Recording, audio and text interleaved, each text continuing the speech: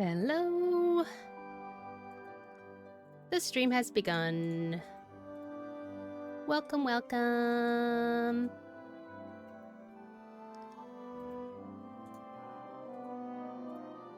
I want to make sure that everything's showing up the way I want it to show up. Yes, okay. Good.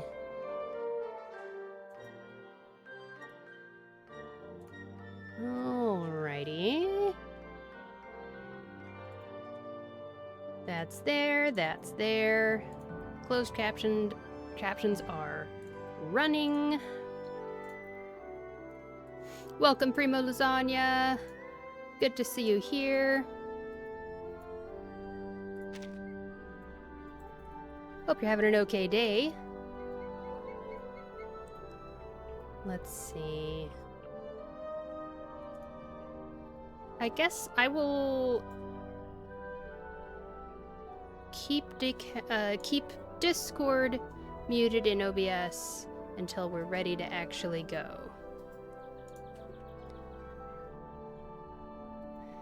But welcome! Today I'm going to be doing a collab stream with fellow Reverse 1999 streamer Decaf NVIDIA. We will be providing our usual fun voice acting for the Aleph side story today.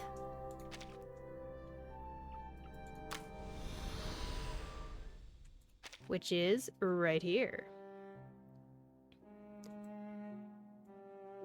So we'll get into that in a bit.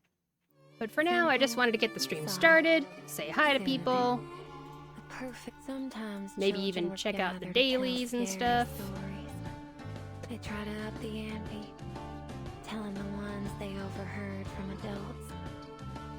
I loved it. One of the only times I felt like I was... So I heard there's a comic Primo Lasagna said, "Did you watch the K-pop Demon Hunters yet? I need someone to talk about it too." Aww.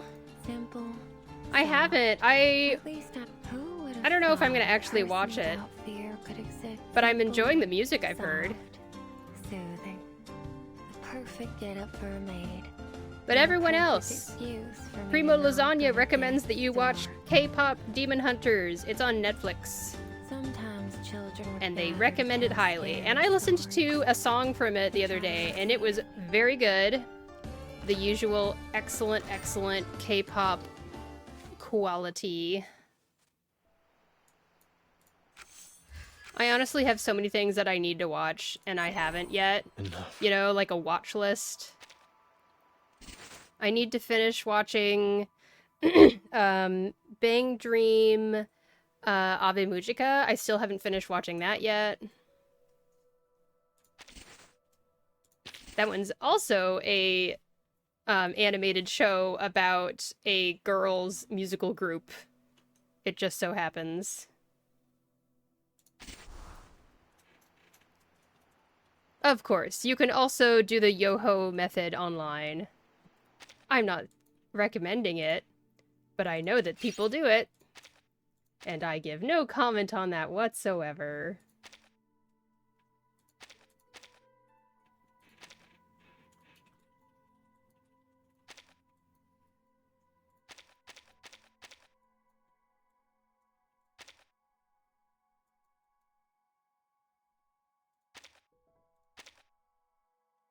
I still think that they need to have some kind of music playing in the background on the wilderness menu here.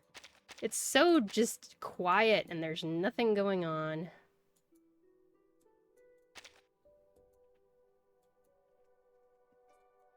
So once it is time for our Discord call to start with Decaf, I will... I don't know. Should I... Maybe I'll check with Decaf and see if I can just let the call be a thing on the stream immediately, or if we want to talk before I unmute. I don't really know. This is the first time that I've, like, gotten started on gameplay in reverse ahead of time.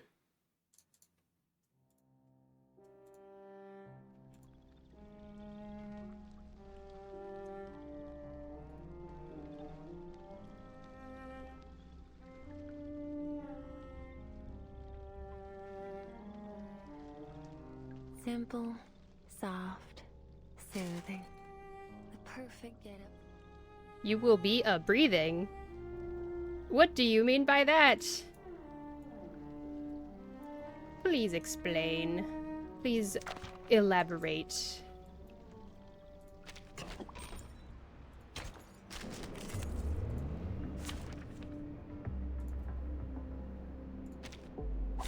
Program activated. Oh, be careful! Barrage. Flee, mortals! Under attack. Faraday's miracle. Dark embrace. And now to return to my long-term mission.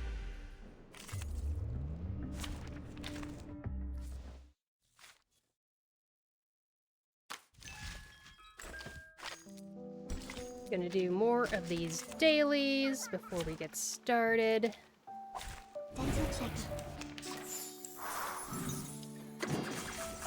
We walk in long nights. I guess I'll let them know. You don't want to miss it. There they are. Until the torch is lit. Alright, I've given them the heads up. Enjoy. There they are. How hot is it gonna be today? I might need to do the AC in the background once it gets later in the day. Well, it might be fine. Oh, it's gonna be hot tomorrow. And it's gonna be very hot on Monday. I'll fill the cup for you. I might be able to just get by with the fan today. But tomorrow it'll be AC time once again. I should excuse myself.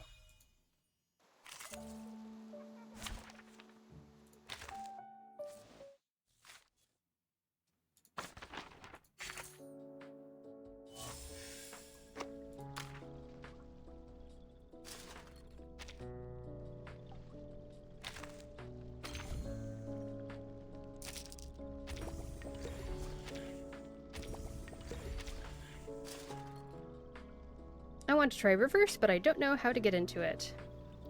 Oh, how to get into it? Well, okay.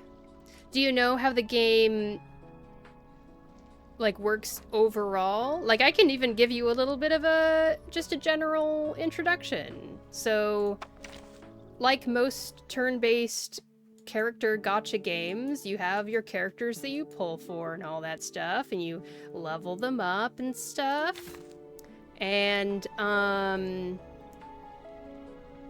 let's see here. There is a main story that you access in, it's like the enter the show thing here that says enter the show here is always here. The thing above it is the current events, and that'll be different based on the patch. But the enter the show thing here is your main gameplay menu, essentially. And there's all these tabs at the bottom. You switch between the tabs. And the first tab is just the main story. When you start the game, I think you have access to the first 4. And then as soon as you finish chapter 4, you unlock...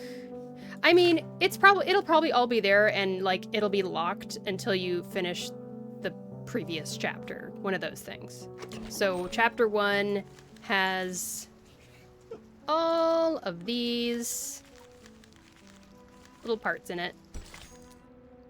And it's like a visual novel style story. And then in the middle of the story, it'll turn into a battle every once in a while. So, like, Honkai Star Rail style, you could say. Some differences between Honkai Star Rail and Reverse 1999 include the fact that you don't actually need artifacts or relics for your characters. We don't farm for equipment, you know? Instead of equipment, let's see, let me find a character that's not built yet. So a character down here. So this is a level Another 1, worshiper. hasn't been built at all Have a character. seat. You go to resonance. Oh, actually, you do need to perform. You need to level her up to 30, and then do Insight 1, which requires materials. And then when you go, you can see here, these characters just have like level 1, level 5, level 30, and then John Teeter here is level 1 again, but it's with a triangle. That means that this character is Insight 1. So level 1 Insight 1 is stronger than level 30 Insight 0. And once you have the first Insight unlocked, then you can unlock Resonance, which is something that also requires materials to level up from Resonance 1 to Resonance 2 to Resonance 3, all the way up to a maximum of Resonance 15. I don't bother with 15. A lot of people just leave it at Resonance 10 and call it good. But there's no RNG. There's no randomly assigned stats. It's all determined instead by these blocks that you put in here that each have stats. And what I do for my characters is that I go online, and people online have shared their resonance builds, and you can just copy paste what someone else has shared online by entering the code that they have, and it goes boop, and it's all up there. These pieces, you get them automatically. You get them automatically as soon as you spend the materials to get that resonance level. So there's nothing random about it. It's just about getting the materials. And then the only equipment you need to worry about is a side tube, which are these things. You buy these from the shop. There's no RNG drop of it. There's no weapon banner or side tube banner. It's all just a matter of the more you play, the more of these side tubes you'll be able to buy. As you can see, I've bought a lot. So you don't need to worry about the RNG part, the randomness of it. Just checking on Discord real quick. Okay, we're still good. So those are the fact that you don't need to farm relics or artifacts or, you know, hope that you roll into crit. None of that is there. It's completely not that.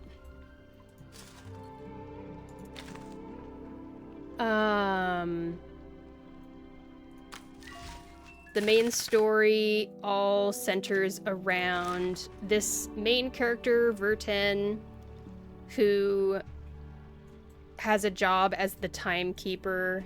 She works with something called the Foundation, the St. Pavlov Foundation, and she has a watch that lets her see when the next storm will happen. And the storm, with a capital S, is a weather phenomenon that causes time to change, and for everyone in the present reality to become reversed. They get erased from existence, and everybody who doesn't get erased, like people in the Foundation and Verten and all of her friends, they suddenly find themselves in a new timeline. They find themselves, so like the very first one was like they started in the 1990s maybe, and then the storm happens and they become a reversed, and they end up in 1929. And so there's lots of that always happen. It's less RNG, that's good, because I started getting tired farming for Acheron relics. I know, it's a big, huge bummer to have to farm for frickin' relics and artifacts, trying to get crit damage and speed. Drives me nuts. I don't like that stuff. So this is a real breath of fresh air.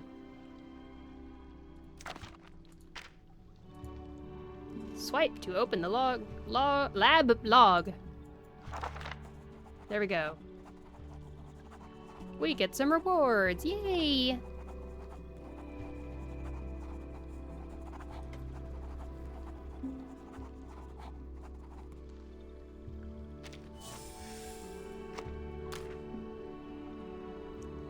And you can select a character to be on your main menu. So Naturally, whenever I click as on her, she mankind says keeps on something. progressing, fear will also take on There new is form. also a wilderness gameplay. You can see here. I can zoom out a bunch. This is a wilderness that I have built using these little hexagon blocks, and you can put characters in the wilderness. If you have the gacha character in your account, you can put them into the wilderness and they walk around and it's cute.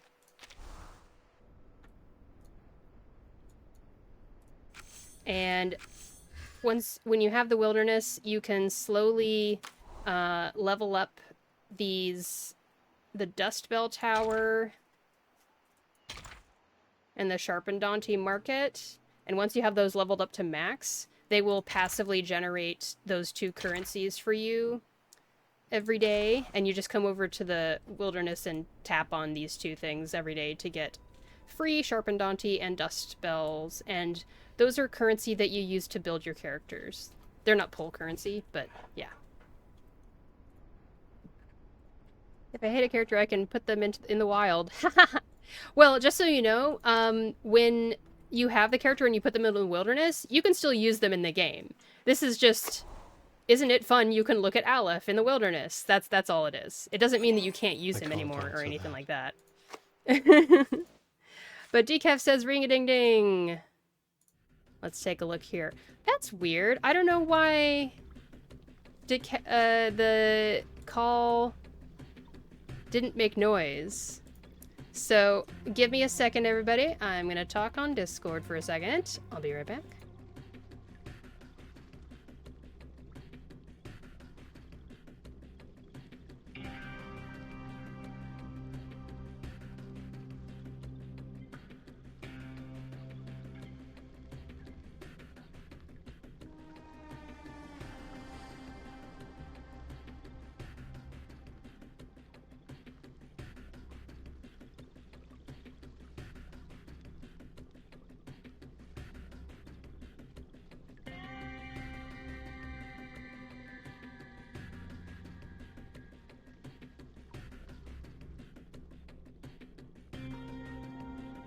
Patience is a virtue. Always Right, has right. Okay, we're all here. Discord is now audible on my stream, and so am I. And Decaf's Meeple is working, or I'm calling them Meeples. The little Discord Fuji tech thing that we use.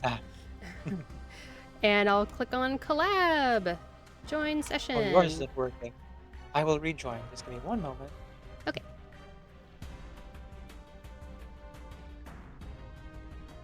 How's that, folks?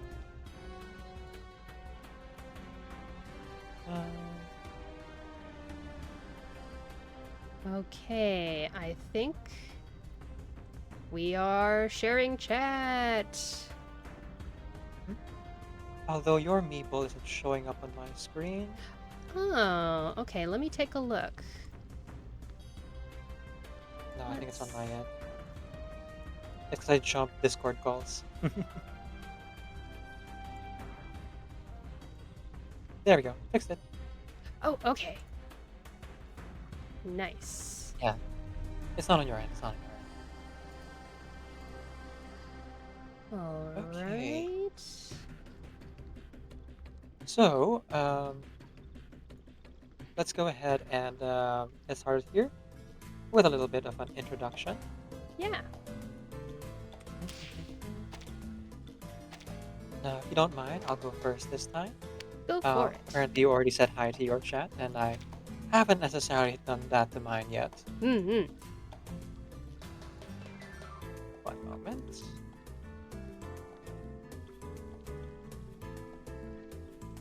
Okay. Here's the multi-stream link for people to use. if you like to see both perspectives of the game. There Though we we're go. pretty much doing the exact same thing. Yep. Alrighty. So, a sincerely wonderful good morning for everyone, and welcome to today's stream. My name is Decaf Nvidia. I'm a video game streamer who primarily plays RPG games. I'm also a hobby voice actor and singer, so you may hear me do one or both of those things on the stream. My pronouns are he, they, and today we are playing Reverse 999, and I'm doing that together with Shiny. So, Shiny, would you please introduce yourself as well? Yes. My name is ShinyBot. You can call me ShinyBot or Shiny. My pronouns are she, her, and I'm just a streamer who does a lot of Reverse 1999, Honkai Star Rail, other random games. Every once in a while, I'll just do like a one-off something else, whether that's online mahjong or the other week we did an indie game called Date Everything, where you date objects around the house. That was really fun. And we like to do these collab streams together where we provide voice acting for the side stories in Reverse 1999 that don't provide voice acting in the game itself, and that's a lot of fun. Yeah, that covers it all, I think. That's it. And Thank you Teresa's very much, Shiny. here. Teresa is here in the chat, working on things for, well, some important offline purpose. I wasn't quite clear on the details. Mhm. Alright, this is Aleph's side story.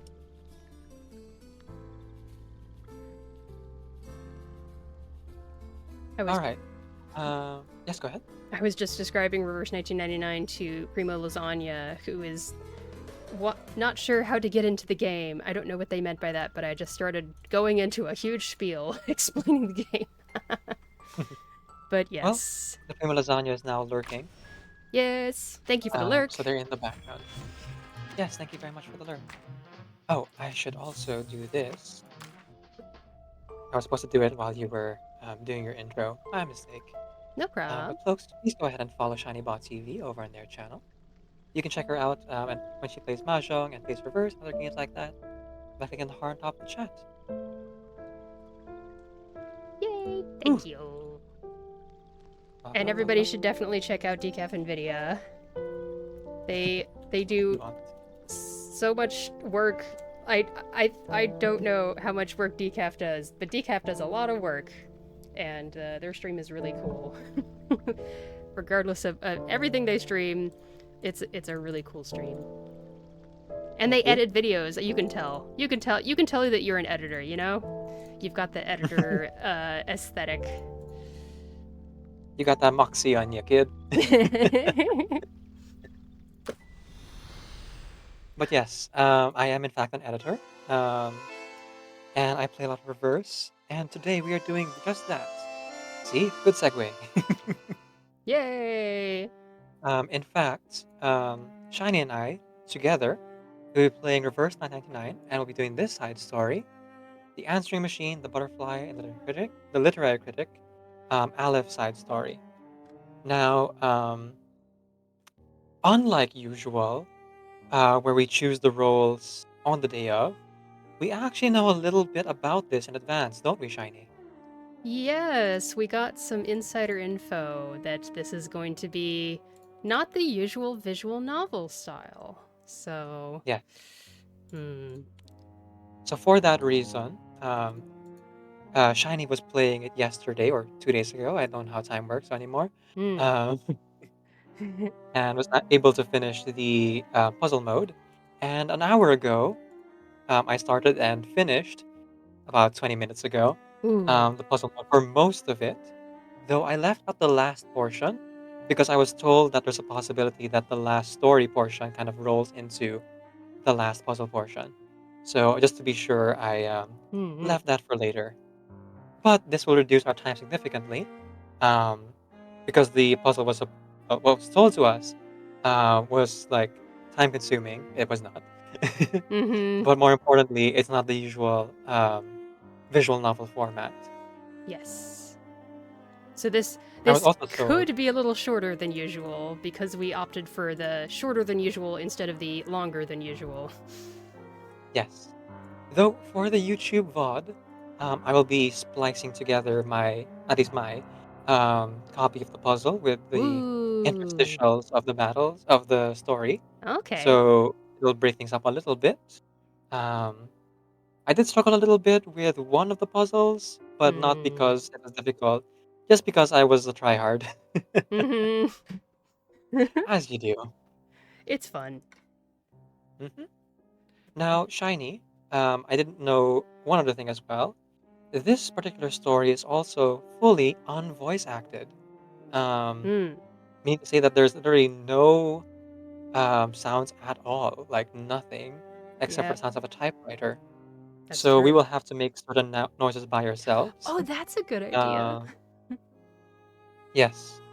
Um, so I guess the only characters I know for sure are showing up are Aleph, Merlin, and the Idealist. And if you wouldn't mind, Right. I would like to voice those characters. Yes, I would love to hear it. I'm excited. If you couldn't tell, I was already kind of getting into the Idealist role. Yes. Yeah. So in that case, would you be so kind as to play the narrator, and then we'll distribute roles as we see new characters show up, if that's all right? That sounds great to me. I All mean, right. we'll see if there's a narrator. From what I could tell, it's very much like a dialogue script is the Hmm, format for it. So, but if there's any text that looks like it's not a person speaking, that is what I will say. very well. Yeah. Let me just get a quick baseline for our Aleph here. It's best you don't rush into things. You have a long night ahead. Need we try? You'll find no existence beneath my mask. I quite enjoy the rise and fall of sanity. I will refrain from offering further comments until Recoleta stops romanticizing her childish adventures. There we go. I had to get a Perfect. baseline. And All you're right, Merlin is a bit gruffer. yes. I know that You were saying? normally we share the stream. You share your screen on Discord. Um, I don't. Do you want to still share your screen, or maybe it'll be just Yeah. fine as is? I think it'll be just fine as is. I'll share my screen anyway. Hmm. Because the last part I haven't done yet, so there might be some different things there. Sure. All right. I'm just gonna keep track. I'll just listen to you, and I'm sure I like when it is the usual visual novel style, we have text that disappears too fast, and we have all those other issues where the shared screen helps a lot. I don't think that'll be the case here. Right. And if it is, I have the YouTube side where I can rewind, pause, and play, Oh, unlike sweet, Twitch. perfect. All Yeah. right. Without further ado, narrator Shiny, would you read the title, please?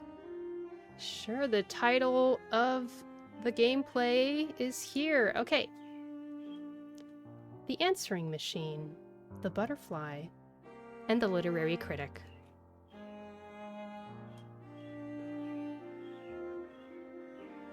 The first part here is called Akbar.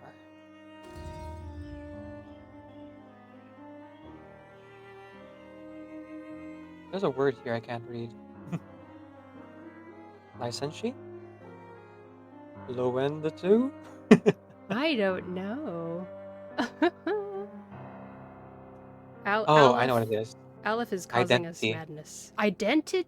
Oh, that's what it is. Identity. Identity Akbar. Part Hmm. 1. Oh, there is a narrator. All right then. I will now get started with part 1 of Ukbar. At the far end of the corridor lies a cell filled with countless communication devices. A solitary figure, tall yet stooped, waits within his modern citadel, listening for the dormant voices of telephones, wireless sets, and phonographs to awaken. The Black Telephone.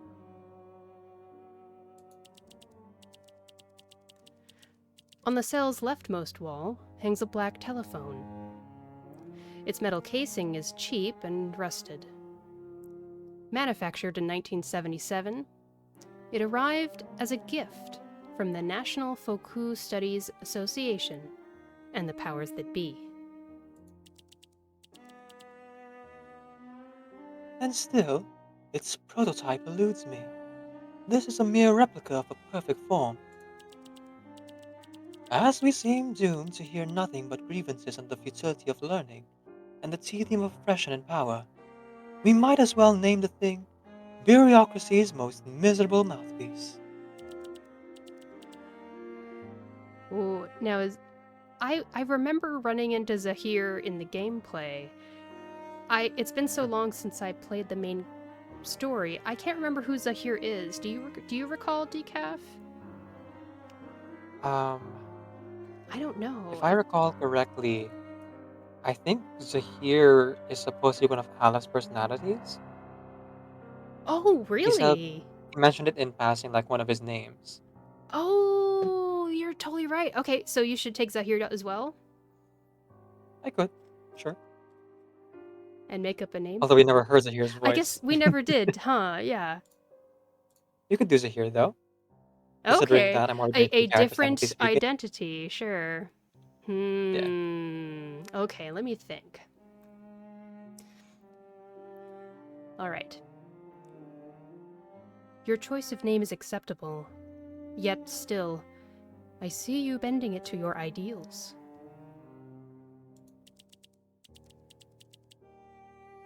You cannot keep doing this, idealist.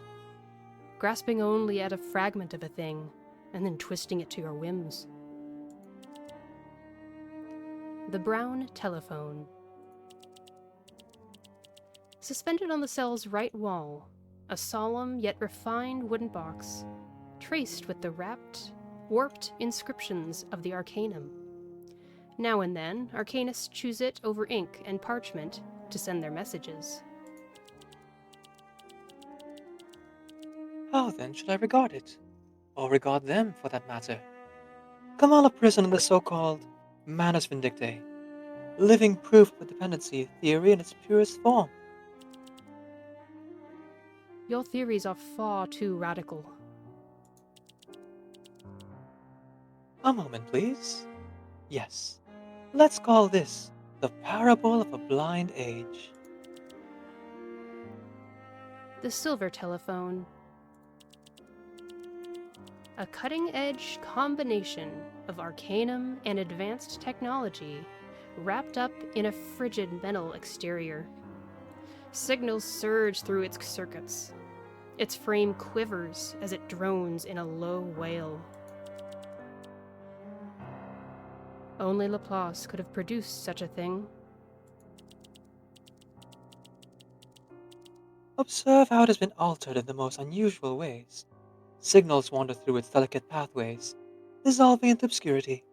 Their source, irretrievably, lost.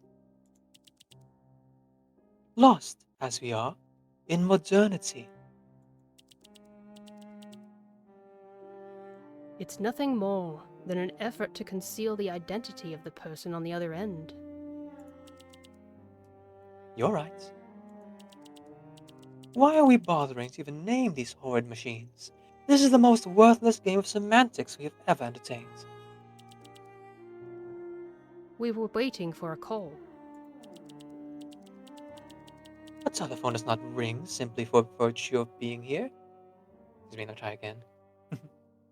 A telephone does not ring simply by virtue of our being here. Just as Estragon and Vladimir will be forever wasting in vain. In language, we must deconstruct what is taken as truth.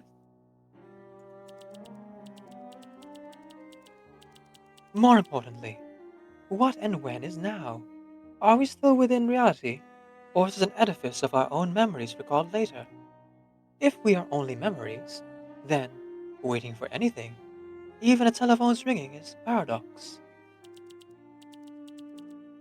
Caught between the endless avenues of what has been and what is yet to come, like every one of us. Patience. All we need to do is wait. Ah, a scene lifted straight from the great absurdist edition. Our players today, the idealist, ends here. Act 1.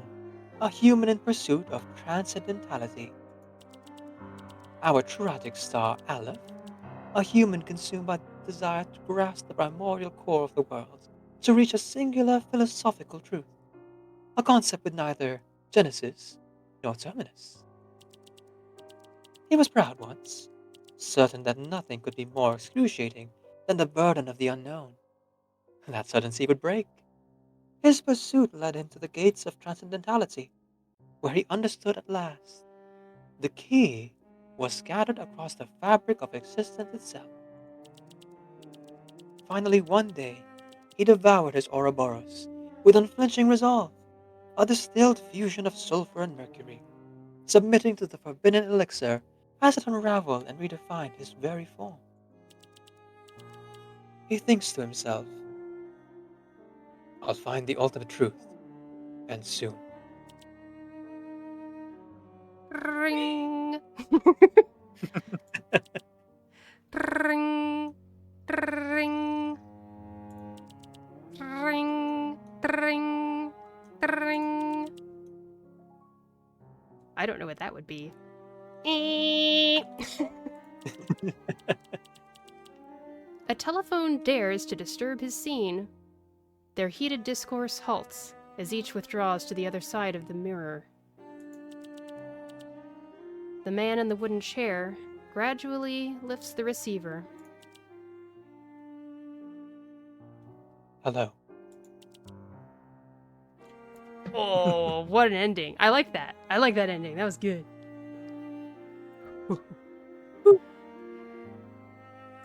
Teresa says, Idealist. Your idea is too radical. Your swag too revolutionary. They will shoot you, idealist. No. Oh. Man, Yeah, that's kind of happened. I think this whole thing is gonna leave us as a puddle of like, what did I just read at the end of it? I think it's gonna. I think I agree with you. Okay, part 2.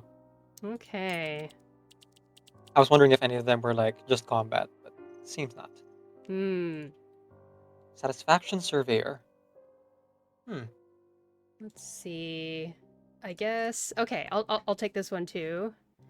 Wait, satisfaction surveyor. Okay. I wonder if all these are Alice personalities. I wonder.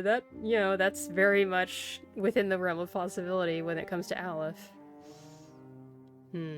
Okay. Yes, just take it for now. Oh, okay. All right. I was thinking that I could do a salesman voice, but I'm curious to see, or hear rather, if you have a Spamton voice in mind. Okay. Good morning, good afternoon, good evening, and good night. Your continued support is invaluable to us. Whether you're in Cuernavaca, Gomez Palacio, or beyond, you will always remain a valued client of the Ukbar Company. Silence pulses out of the telephone line. On the other end, hurried breaths beat against the transmitter, filling the receiver with an irksome hiss.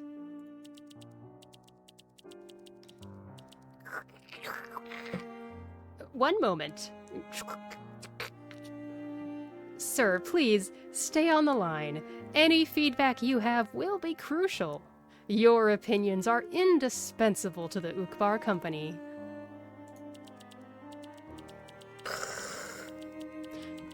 Our main office is in Gomez Palacio, near the Museum of Literature and Fine Arts, just past the Lake of Fractured Reflections, through the forest where a single leaf dreams. You must have heard of it. Surely, you've seen the burning bridge.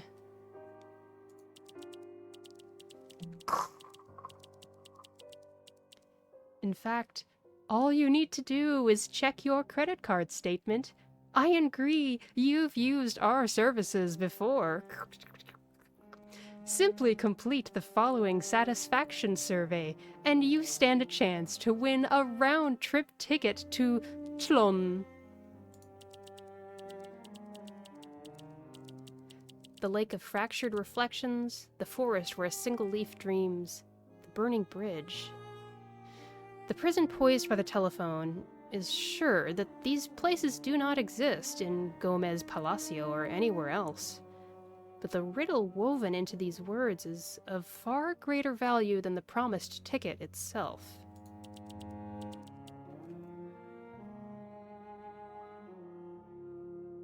I have never heard of your company, nor have I ever been one of your customers.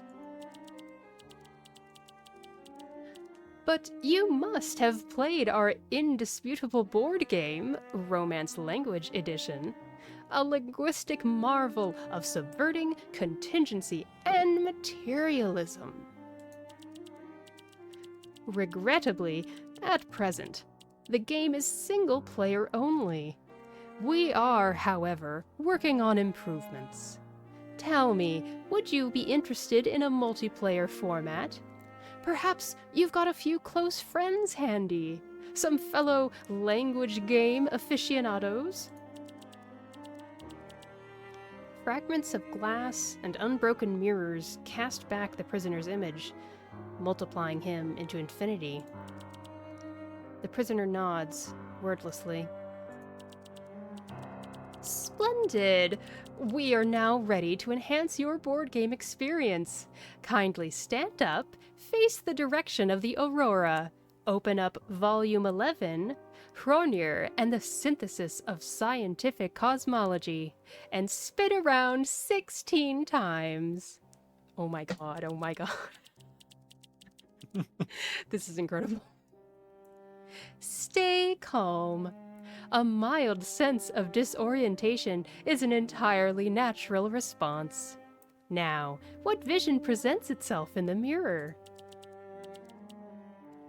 In the mirror, the poet, philosopher, physician, and alchemist ripple in unison. A tangled convergence devoid of purpose. Now, I'll need you to check the second appendix, Idealism and Contingent Phenomena Concordance Table. Then, identify the corresponding notion and scribble it down on top of your chart. And there you go! Your multiplayer upgrade is now complete! From now on, every game will begin with a single action, placing a mirror at the map's center. Everyone knows, mirrors expand the world. Mirrors invoke revulsion. Mirrors embody the infinite. Naturally, we hope you will be understanding. This upgrade does come with a few flaws. It is not a seamless revision. Should you experience any irregularities, we recommend removing all traces of material reality from the game and reinserting them, manually if necessary. Thank you for your participation. Tell me, what do you think of the game so far? The question is laid out like a trap. A test to reveal whether the prisoner is still imprisoned within the confines of language. A manual removal of more materialistic elements. In a consummate game of words. A brilliant reply, sir. Brilliant, yes. You have demonstrated a stellar understanding of the indisputable board game's true significance.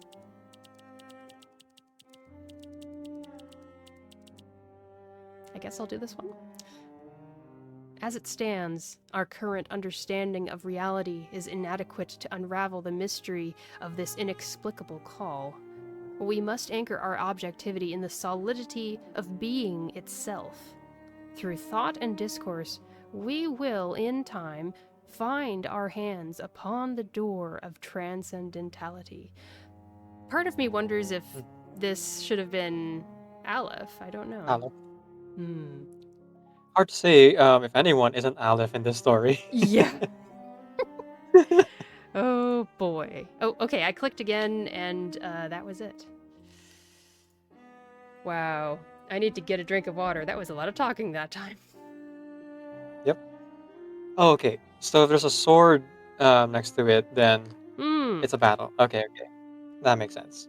And I feel like there's no... I remember when I played it... Oh, actually, I guess I can't remember if there is...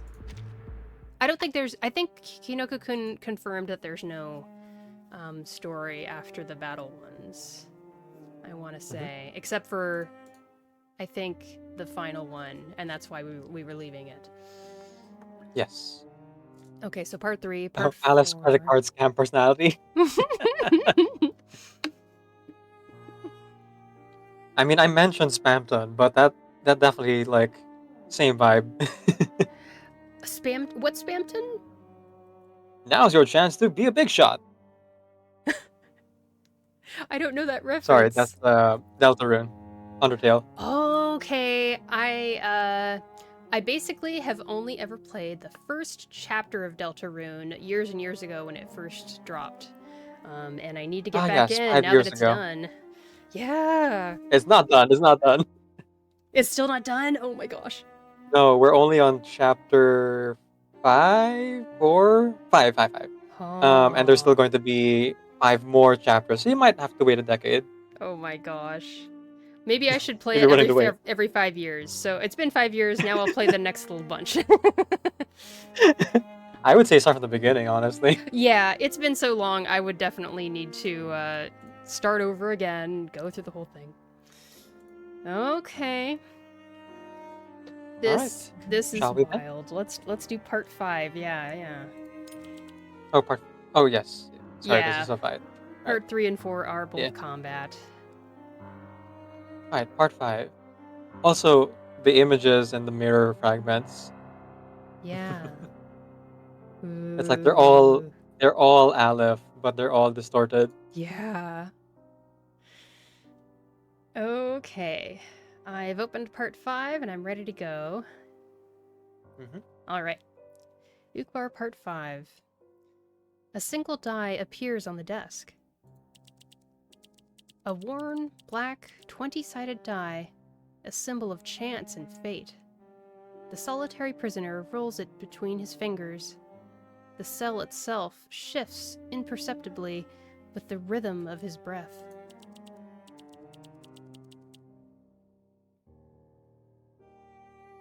Is this for the indisputable board game? A tool for responding to questions on the other side of the line. A word game shaped by the randomness of being and the pursuit of idealism. I suppose a die that never settles is quite fitting. But who will oversee our game? The poet, the philosopher, or some as yet unknown player standing at the edge of our arena? Imagine that, sir. 21 minutes and 40 seconds. And here you are, still on the line. You, sir, are a kind and patient gentleman, but beyond all, an impeccable connoisseur of board games. The Ukbar company's business has covered every facet of human life and will, if no one stands in our way, eventually come to encompass every aspect of reality. Now, through the marvel of modern telecommunication technology, we intend to help you become a part of the inevitable. But our work is far from over. Within a global corporeal empire like Ukbar, there is always more to be done. Each day, I traverse the burning bridge. Oh, forgive me, sir. Back to business. Have you got any pastimes you'd like to share? Or shall we say, preoccupations? The answer to that is both singular and infinite. Really, sir, I don't mean to offend, but I wouldn't call answering phones a pastime, even if it's something I happen to do as well. It's far from the sort of thing that stokes the fires of passion, ha ha. Now, a fascination with linguistic paradoxes, linearity, or lack thereof, of storytelling, psychology, and speculative fiction. Those are true passions. Perhaps that's why the company decided I was so well suited for this role. Only, I admit that lately, things have been unusually complicated. Ukbar has a way of erasing memories. Is it arcane skill, or merely idealism? I can't say for certain. What I do know is that I've been searching for a number, a forgotten one, a woman's number. I hear her voice, always, ceaselessly, and always loudest when I step onto the burning bridge. The static sharpens to the point of becoming unbearable. Then, in the unnatural silence that follows, the prisoner hears an echo from the unknown. Ooh. There's a new person. All right. I'll leave that to you then. Okay, I'll take it. This is curious. Hi, this is Laura. I'm not home right now, and to be honest, I won't be back for some time. I'm exhausted, and I just can't stay here any longer. But one day I will return. If it's important, leave a message with Orbis after the tone. That way I'll get to it as soon as possible. An answering machine. And the speaker has a Spanish accent. Oh. Certainly not Castilian, not European. You wanna do it again? Oh no, oh no. And there are people who live in Central and South America listening as we speak. Let me think. Well, Teresa was busy today, so it is what it is. I want to try it again just because I don't know when it'll come back. Ooh. I'll give it a try. This might be terrible. Apologies ahead of time. Hi, this is Laura. I'm not home right now, and to be honest, I won't be back for some time. I'm exhausted, and I just can't stay here any longer. But one day I'll return. If it's important, leave a message with Orbis after the tone. That way I'll get to it as soon as possible. Yeah. Did my Not bad. best. That's all I ask. An answering machine. And the speaker has a Spanish accent. Certainly not Castilian, not European. Latin America. Spanish-speaking territories. Argentina, Mexico, Guatemala, Peru, Chile, Venezuela, Bolivia, Cuba, Costa Rica, Panama. Why not dial every number in these regions? We'll find her voice eventually. It eats away at me, sir. Day in and day out, confined to this coffin of a cubicle. I find myself asking, where has she gone? Has something happened to her? Is she safe? My mind turns more and more to darker explanations. That something has happened. That her life has come unwound. I just want to help her. Maybe she was someone I once knew. I can't remember much of anything from before. Sometimes I'd rather she was just another customer and nothing more. I need to check on her again. Making calls is what I'm best at, and I can keep calling forever. Or for as long as I stay in Ukbar. until I've gone through every pattern of numbers. Every one of them. Again. You're absolutely right, sir. Sooner or later, I will find her again. This is so much Oof. fun. This is actually... Chilling story so far. Yeah. You can kind of Well, use your imagination. we're all mad here, and it's a very maddening story. It's a mad, mad world. Mad world. Alright, so we move on then We to do. Las Babas del Diablo. There we go. Which is... Okay, it still says identity up there. Oh, okay, these are perhaps different identities. Mhm. Okay. So, if you are good to go, let's start with part 1. All good. Okay. Perhaps, if it's okay with you, after we finish Las Babas del Diablo, I would love to stop for a lunch break for myself. Of course. Something 20 minutes or 30 minutes? 20 is probably fine. Yeah, Alright. that would work. But first, with part 1, Las Babas del Diablo. A cluster of nerve pain tightens its grip on the man as he withers away in confinement.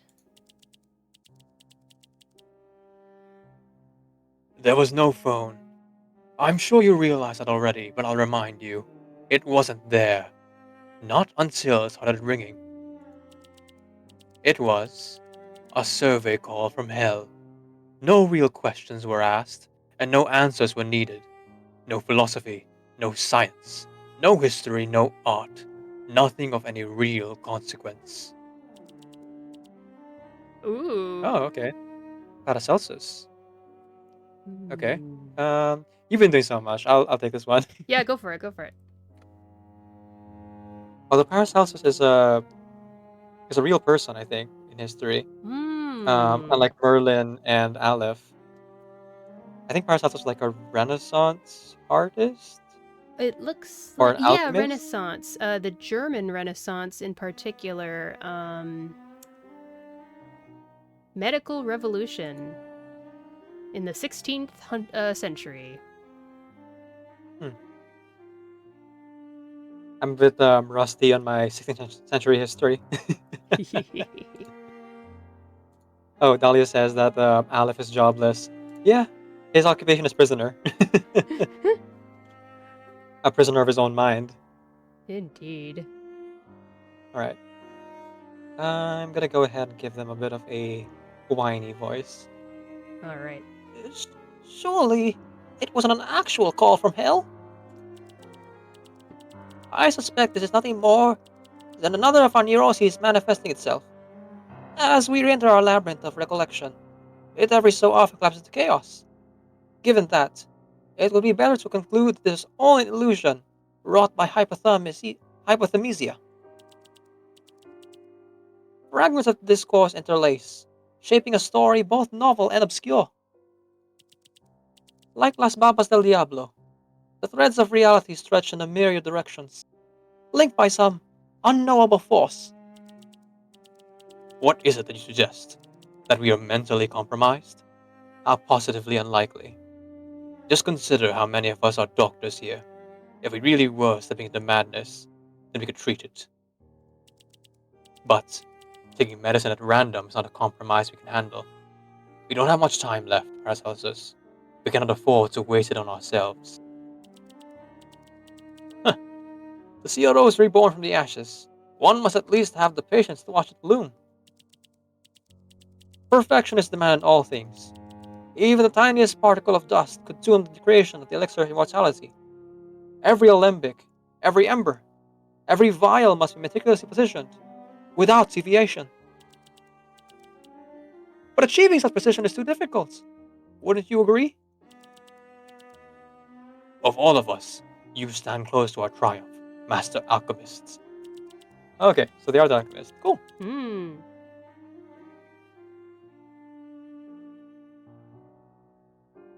All look to you, all follow your guidance. And yet, are you about to claim, as Aleph does, that beyond this point there is only emptiness? No, of course not. I'm only pointing out that we can't afford to lose ourselves in these infinite minutiae day after day. Mental fatigue is an inevitable consequence of the strain we put ourselves through. I have walked this path for many years. The rose, nourished by the fountain of immortality, has remained unchanged for 1,000 days. But who can say if it will wilt tomorrow? I have done everything within my power. The rest is in the hands of God. Beep beep. Beep beep. Beep. The darkness stirs as an old, worn screen flickers on in the darkened room. The dull tone persists, rippling through stagnant air. Inside the sealed glass, a rose trembles as one of its wilted petals falls. His hand rises, hesitating for a moment, before selecting a chat window that has long remained dormant. You are back.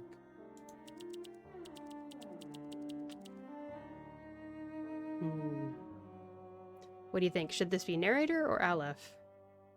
I think you're right. I think these big block text are Aleph, so I'll go ahead and read this. Yeah. We are aware of it now, but awareness is not enough. Our theories are insufficient, our knowledge incomplete. We need more books, more truth, more reality. Gee. Now, what's the chat window about? What is... It's so stark in the rest of the setting. We are in the 90s, so AOL is definitely a thing, right? We could have AOL ready if it's like late enough in the 90s. Though I wonder if this is like post-storm or pre-storm. We don't know when Aleph was blocked from the timeline. Yeah. I wouldn't even be surprised if Aleph was one of the people from the original timeline, like with the Foundation. Oh yeah, okay. He's been like, and he's seen every single storm, and yeah. But you know, that's just the speculation for now. Yeah. You missed the polling session? Was there a polling session? He's probably talking about me pulling for Aleph. The VOD is up on YouTube, Blank. But honestly, it went pretty fast. I got him after 4 10 pulls, maybe.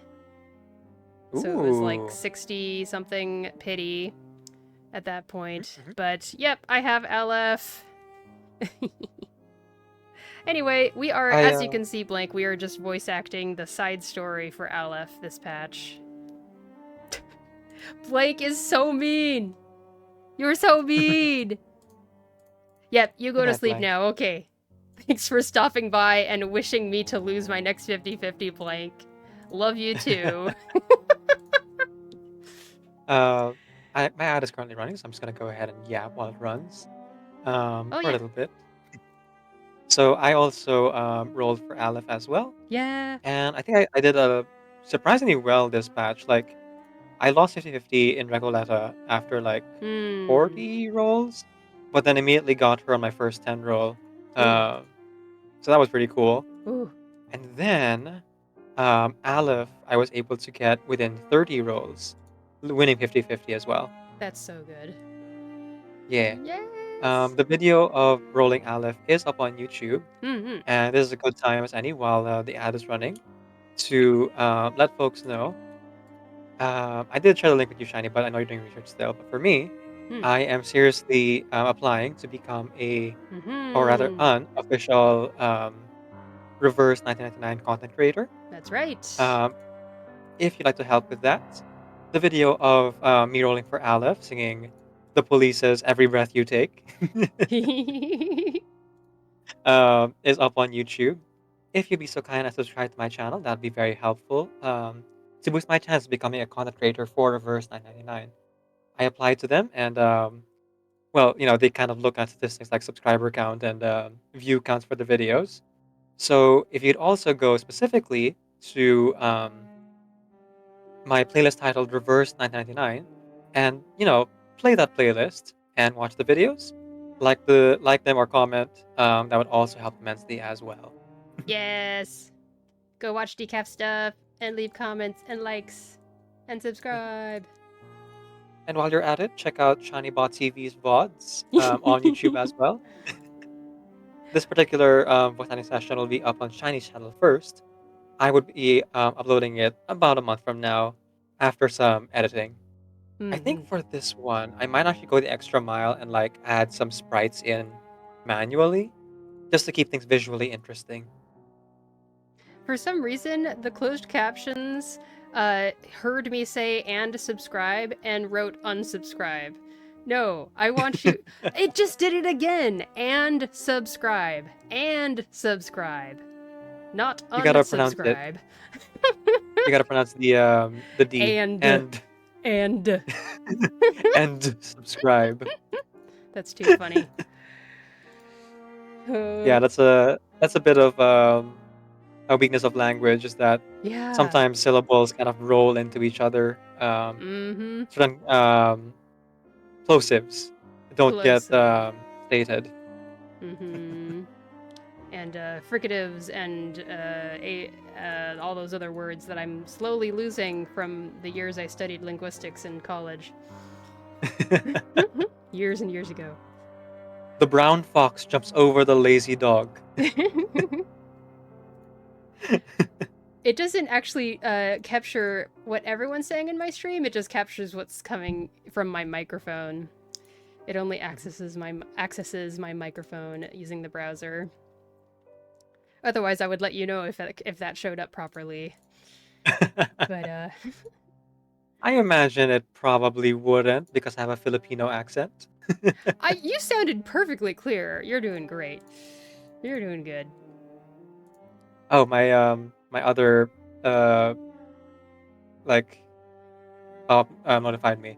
By the way, folks, if you want to support the streams, right, we are currently sponsored. Sorry, I'm currently sponsored, I should say. Yay! By the game Call of Dragons. It's a PC game. It's only 6 gigabytes of space, so it's not too much compared to Genshin and other heavy-duty MMO games. If you'd be so kind as to install it, I get a monetary incentive for every install. And City Hall level 5, level 11, level 14 also help me immensely as well. If you'd be so kind as to help with that. The sponsorship ends on July 2nd. Okay, let's get back into it then. Talking about the trappings of language. Let's continue the language game here. Linguistics. Alright. Let's get on with part 2 of Las Babas del Diablo. Oh, except it's not part 2 because that's a fight. That's part Part 3. I was gonna say. Okay, so if you're ready for part 3, I will start. Let's go. Okay. Endless scrolls of messages spill across the small screen, like a nosy virtual neighbor, disregarding any notion of consent. Ooh. You got mail. I would love to voice the linguist because I was a linguistic major in college and for no other reason. Please do. Okay, let's see.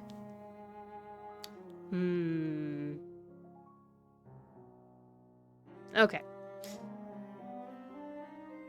There's something unusual in the way this dialogue is unfolding. Who in their right mind would greet a person missing for over a year with "you're back," as if your last exchange had been a few minutes ago? I'd be willing to put money on it. You have no concept of time whatsoever. The prisoner requires no special insight to see it. The linguist, on the other end of the screen, is not the one he had previously been speaking to. Oh, the chat window, maybe? You're not the linguist. Oh. Oh my gosh, I was trying to do a German accent and failing, but it's Ludwig. Okay. Naturally, I'm not Ludwig. Your linguist.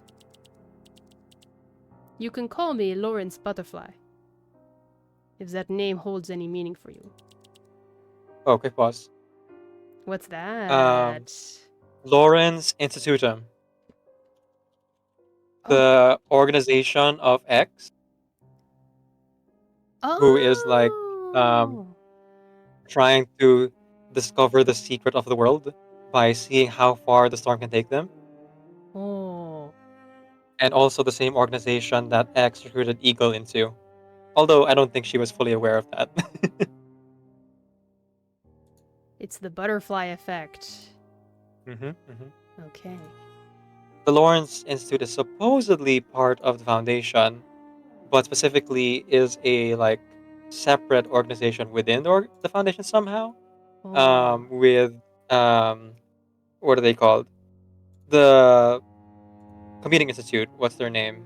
Oh. Wait, there's Laplace, there's Laplace. That's it. That's it. Oh, okay, The okay. Laplace Computing Institute.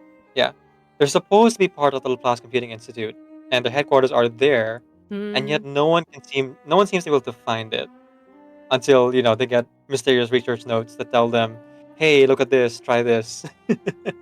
Oh. X seems to be part of that organization, and Hmm. Eagle's father was as well. And based on the anecdote, it seems Eagle joined them, though I don't think she's fully aware that she is part of them. Oh. Their members all wear butterflies on their outfits. Right. Mm-hmm. Okay, sorry. Just had to like very quickly No, nerd that's out over the lore. yeah. I think I knew that was familiar, but I couldn't remember how. Go for it. As you wish then, Lawrence Butterfly. He complies without resistance, reshaping the designation in his mind. Then you're saying that he has vanished. The linguist, I mean. That's right. One day he just up and disappeared. There's nothing left but an empty husk and a disaster in his wake. No one can say for sure what happened. Everyone's been scrambling around since. It seems like we keep expecting him to just reappear and take back his garbage spot as easily as he left it. Then, you are searching for him as well. That's a generous assumption. But at least if we're talking about what it is I'm doing, then sure. As for why I keep doing it, haha. Let me paint a picture for you. I'm in a long-abandoned office. How I got here is irrelevant. Let's just say a certain research institute's security team dropped the ball. This place is empty, worthless, except for this 3x6 computer, former property of your linguist. Getting it up and running without setting off any alarms wasn't easy. I said this 1,000 times before. Redefined dragon tree resin is a disaster waiting to happen. Using it for any electronic device was madness. Now, the entire circuit board is crawling with these damn critters. This computer, much like the linguist, has been weighed down by an utterly gratuitous affinity for classical design. All things considered, the fact this thing still functions is nothing short of a miracle. Laplace, Lawrence, thief, robber, researcher, arcanum, linguist. The prisoner orders and reorders the words in his mind, absent of ethical weight. So far, no answer presents itself. The only thing of any use in here is a remote communication program. It's so damn clean. It almost makes me mad. Even more baffling, is that this program is still running after all this time, and there's only one chat visible in the logs, yours. For someone the linguist never mentioned anyone else, Mr. Aleph. You two certainly had a lot to talk about. Your chat history reads like an infinite loop. Between June 12th and June 22nd, 2004, you dissected a single preposition over the course of 3,000 messages. From March to July 2005, you two spent 4 months fixating on whether holiday language exists, exchanging 1.2 million words. With a little editing, it could pass for a landmark philological thesis. I have to say, it's a bizarre thing. You're like some kind of ghost in the machine, a hallucination he conjured. So what are you? An undercover Laplace agent? Or maybe just an imaginary friend? I am not with Laplace. As for being his friend, I wouldn't know how he defines us. We merely exchange our thoughts when the occasion arises. Alright. You're touchy about calling them a friend. That's fine. I wouldn't be surprised if Ludwig felt the same way. I suppose that makes you something of an unofficial advisor to Laplace. My responses are not confined to Laplace institution, nor were they reserved for the linguist's question alone. Oh? So you'll just answer anyone with about anything? Why is that, Aleph? Think you know everything? It's a bit egotistical. Unless you're actually a program. Just some old process running on a loop in this dusting thing. Or maybe that's why they've kept you on. I am not a program. Thanks for your honest answer, Aleph. And yet, oddly enough, I feel more confused about you than ever. No matter. I think your responses might somehow be more mechanical than a program. So let's change the subject. Okay, so based on this, Hmm. I think Lawrence Butterfly here might actually be a separate person. Yeah. And the linguist was another facet of Aleph's personality, Ludwig, Hmm. but maybe the dice was like keeping their, well, was like giving the linguist a body that could work in Laplace, if that makes sense. Wow. Because like the idealist and Merlin had their own bodies, right? Up until It we sure did broke seem everything. like it, yeah. So I wonder if like the other personalities are also given bodies thanks to the die. Yeah. The Tear of Babylon, right? Right. And if that's maybe how like that version of him was able to carry on as if they were separate people. Hard to say. Hard to say. It is very hard to say. I already have a hard time tracking stories in this game, and Aleph's story is just on another level. Yep, that's the ID for you. Yay! All right. Okay, so Let's do the so go ahead. part 5 then, right? Yes. Okay. Then you can take your lunch. Yes, then we will break for 20 minutes after this. Okay. 2 books rest upon the unpolished wooden table before him. One book bears the title Meaning and Mental Phenomena, Vienna First Edition, 1921. The other, Structural Analysis of Symbolic Systems, Selected Philosophical Propositions, 1918. The pages are aged and yellowed, and the first cover is adorned by a precarious slip of paper with the words, "To my dear friend Aleph, Ludwig." The books rest against each other at a calculated 20-degree tilt, an arrangement that forms a structure both intelligible and functional. Problems do not truly exist in gradients of complexity. They are, at their core, just a series of problems. Every problem must have an answer, and each answer in turn may lead to transcendentality. That is how it is, isn't it? You know, I dabble in a little side business, purely for the enjoyment of it, which has led me to some truly unusual encounters. But a screen-bound conversationalist claiming to possess all the answers to the universe. Now that hits my top 3 most bizarre for sure.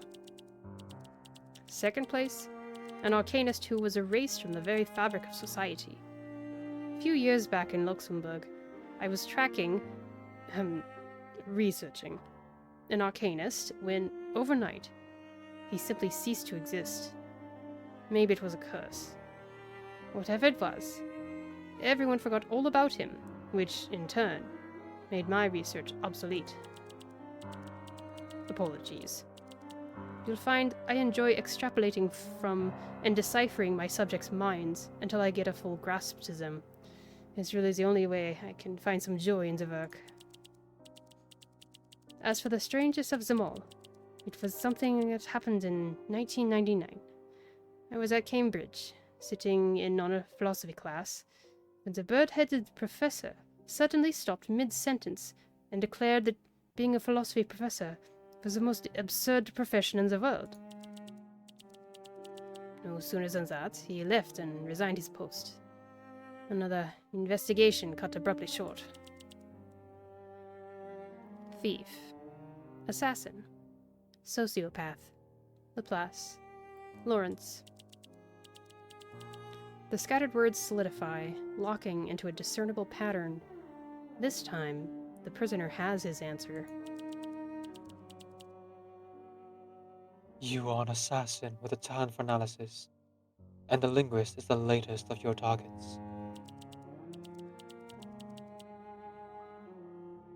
If you are looking for the linguist's location, I cannot help you. At least not yet. Your identity is relevant. I simply do not know. An absurd truth. But what compels such unguarded honesty? Perhaps because he is even less of a threatening conversation partner than a program. Don't be hasty, Aleph. For researchers and assassins alike, truth is like las babas del diablo. Thousands of strands, impossibly entangled, forming patterns that twist into incomprehensible messes.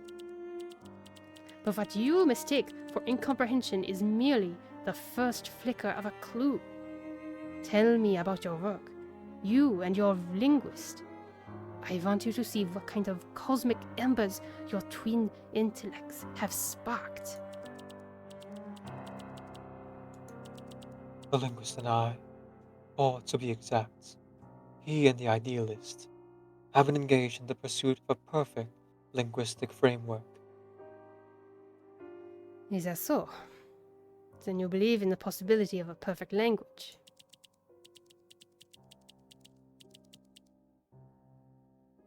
There are languages whose phonetics are widely regarded as elegant, and others valued for their communicative precision. Yet among them all, I have found no single language that embodies perfection.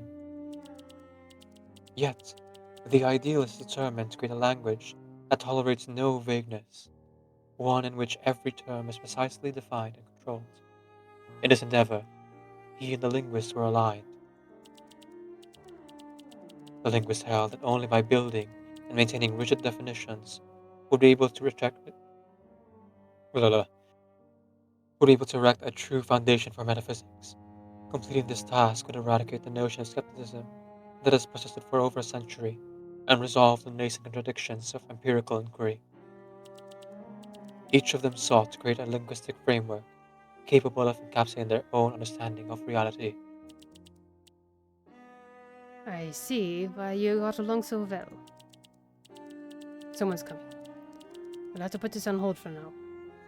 The details of your perfect language model. I have a feeling they hold more pieces of the puzzle behind the linguist's disappearance. I will unravel las babas de diablos. The words twist and distort before the prisoner's eyes. They unfurl into a band of digits and keystrokes, their logic forming an entire world and revealing to the prisoner sights never before seen. The dust-covered office door opens, as a security officer storms in.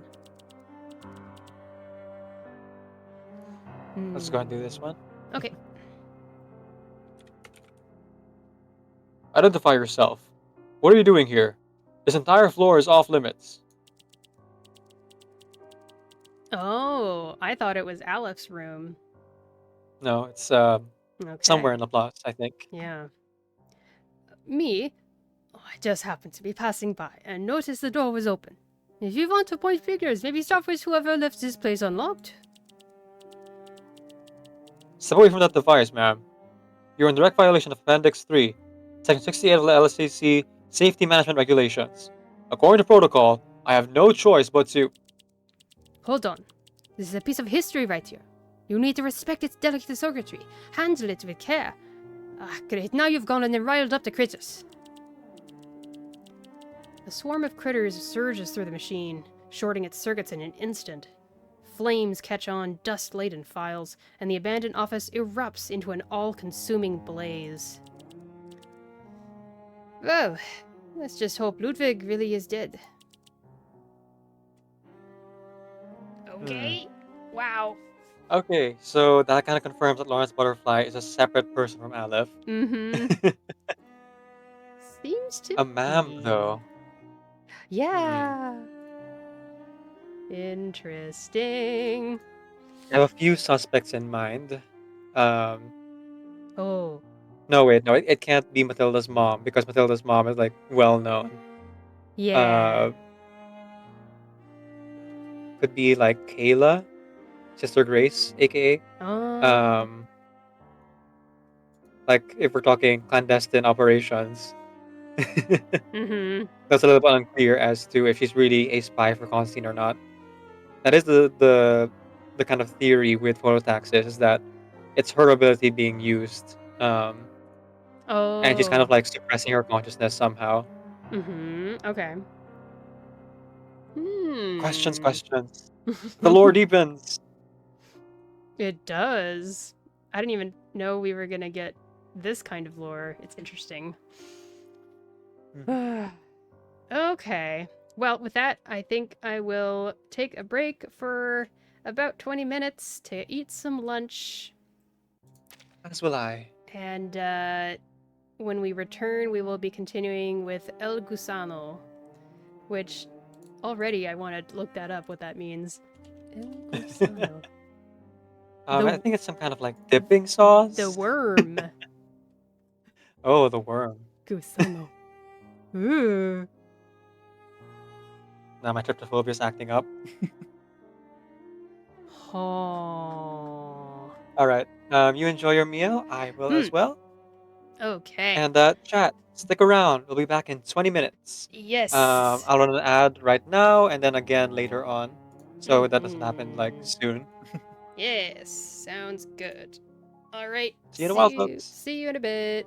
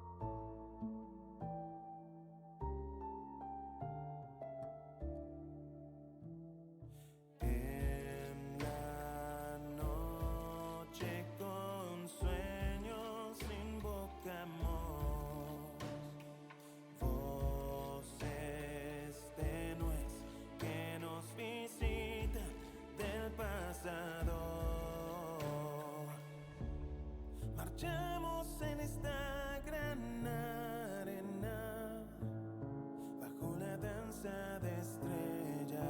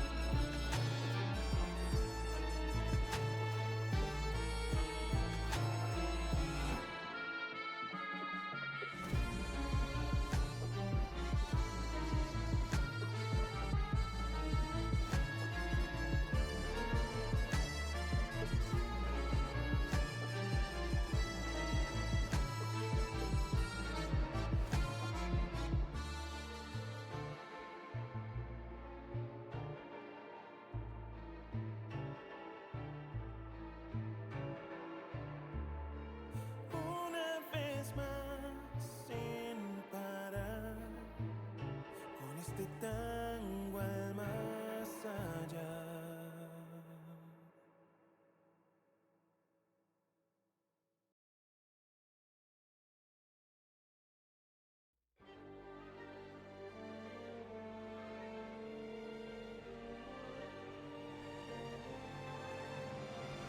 Drop of rain, who knew it would lead the world to pain? Lift away, I will stay my course. No, it won't change me suddenly. As brutal as it seems, I steal my veins.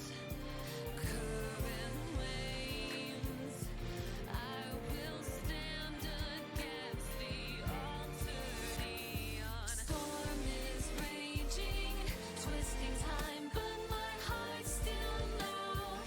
Now the truth is mine. I'll always hold the line. It's the end of an era, and I still survive.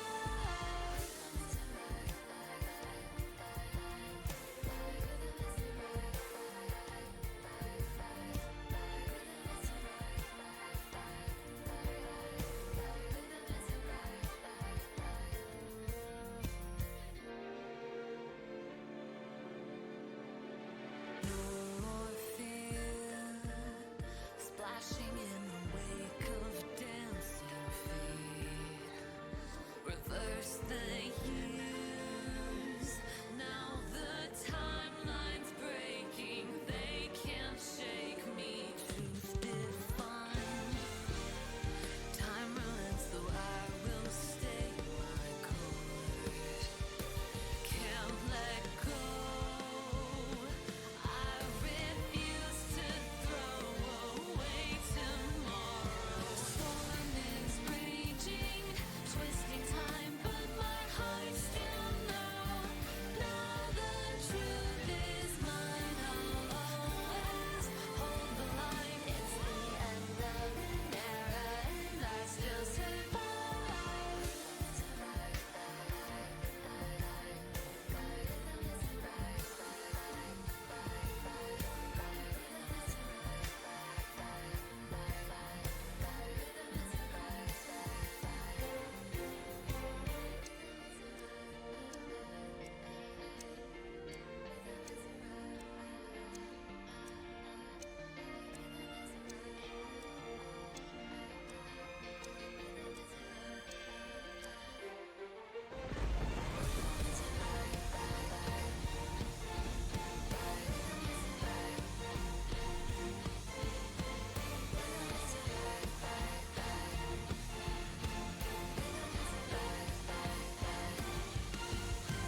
Storm is raging, twisting time, but my heart still knows.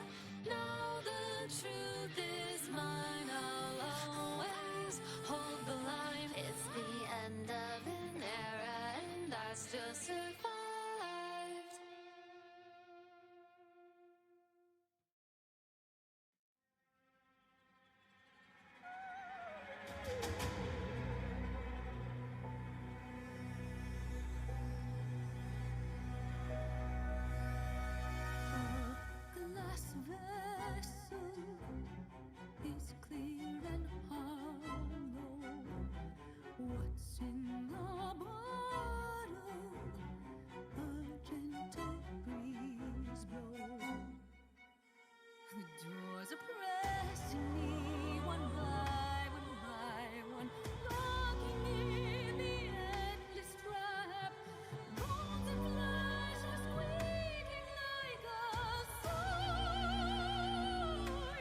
Hello, everyone.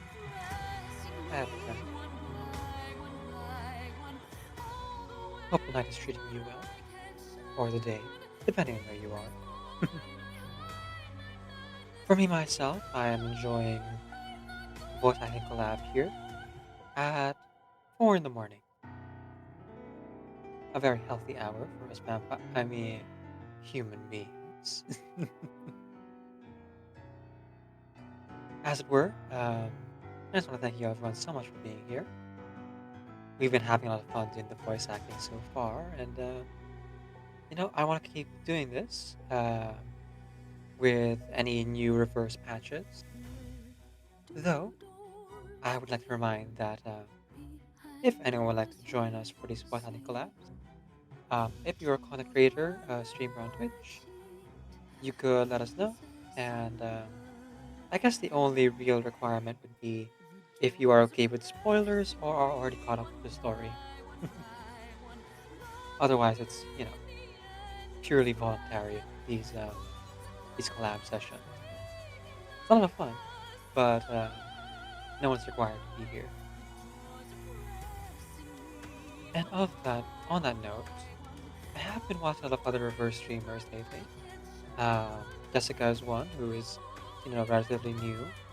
Up Here Night, as well as Updated SSR, both whom I discovered through Shiny rather than, oh, actually, no, through Teresa, um, rather than on my own. And goodness gracious, they make some really cool, interesting analyses on the game.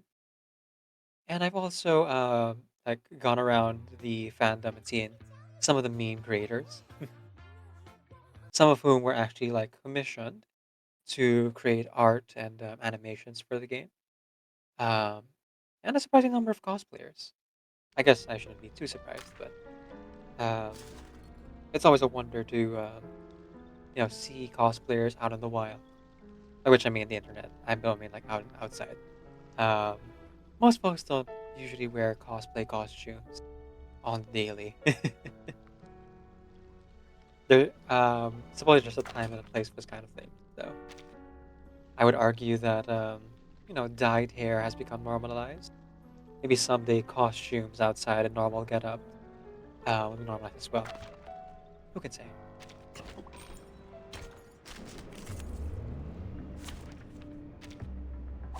Embrace rather than resist.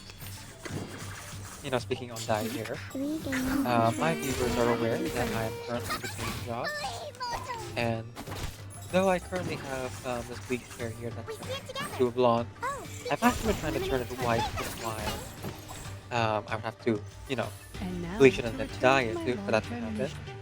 However, even the bleaching part has been something I had to put on hold.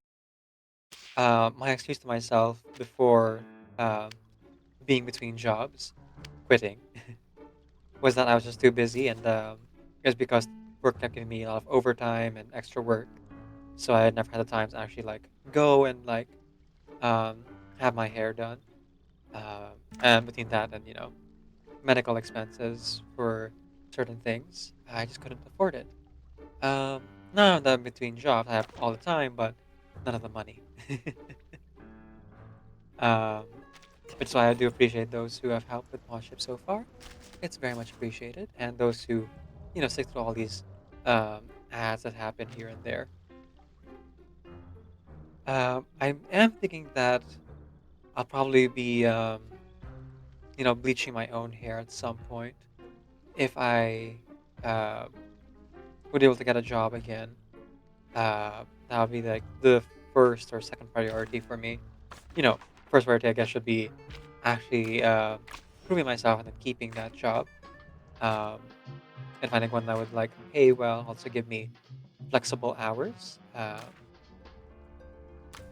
been really considering whether I should do like part time or full time. Right now, I've been looking at like work at home jobs because, well, editing has been so much fun, and editing has also kind of become something of a uh, marketable skill for me. In fact, I've been hired on as editor a few times now by other creators, and it tends to pay better than my my previous job, which, believe it or not, is true. Though the jobs themselves are by commission, so you know, maybe someday I would actually find someone who would be able to like hire me on full time. Though the rates for any editor, even one as cheap as me, is rather high. So that is a dream. If you want to check out my editing work, there are VODs of our voice acting collabs over on YouTube that have been compiled into a playlist. It's called Reverse 999 Voice Acting Collabs. Or you can, look at any of the videos with the thumbnails where you see Teresa and Shiny on the, or Shelly or Riku on the front. Those are pretty good indications that it's a collab.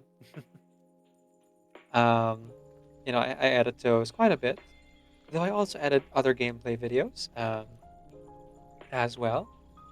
Specifically, gameplay videos with Hanabi and the others, where I added some visual jokes, some audio things here and there.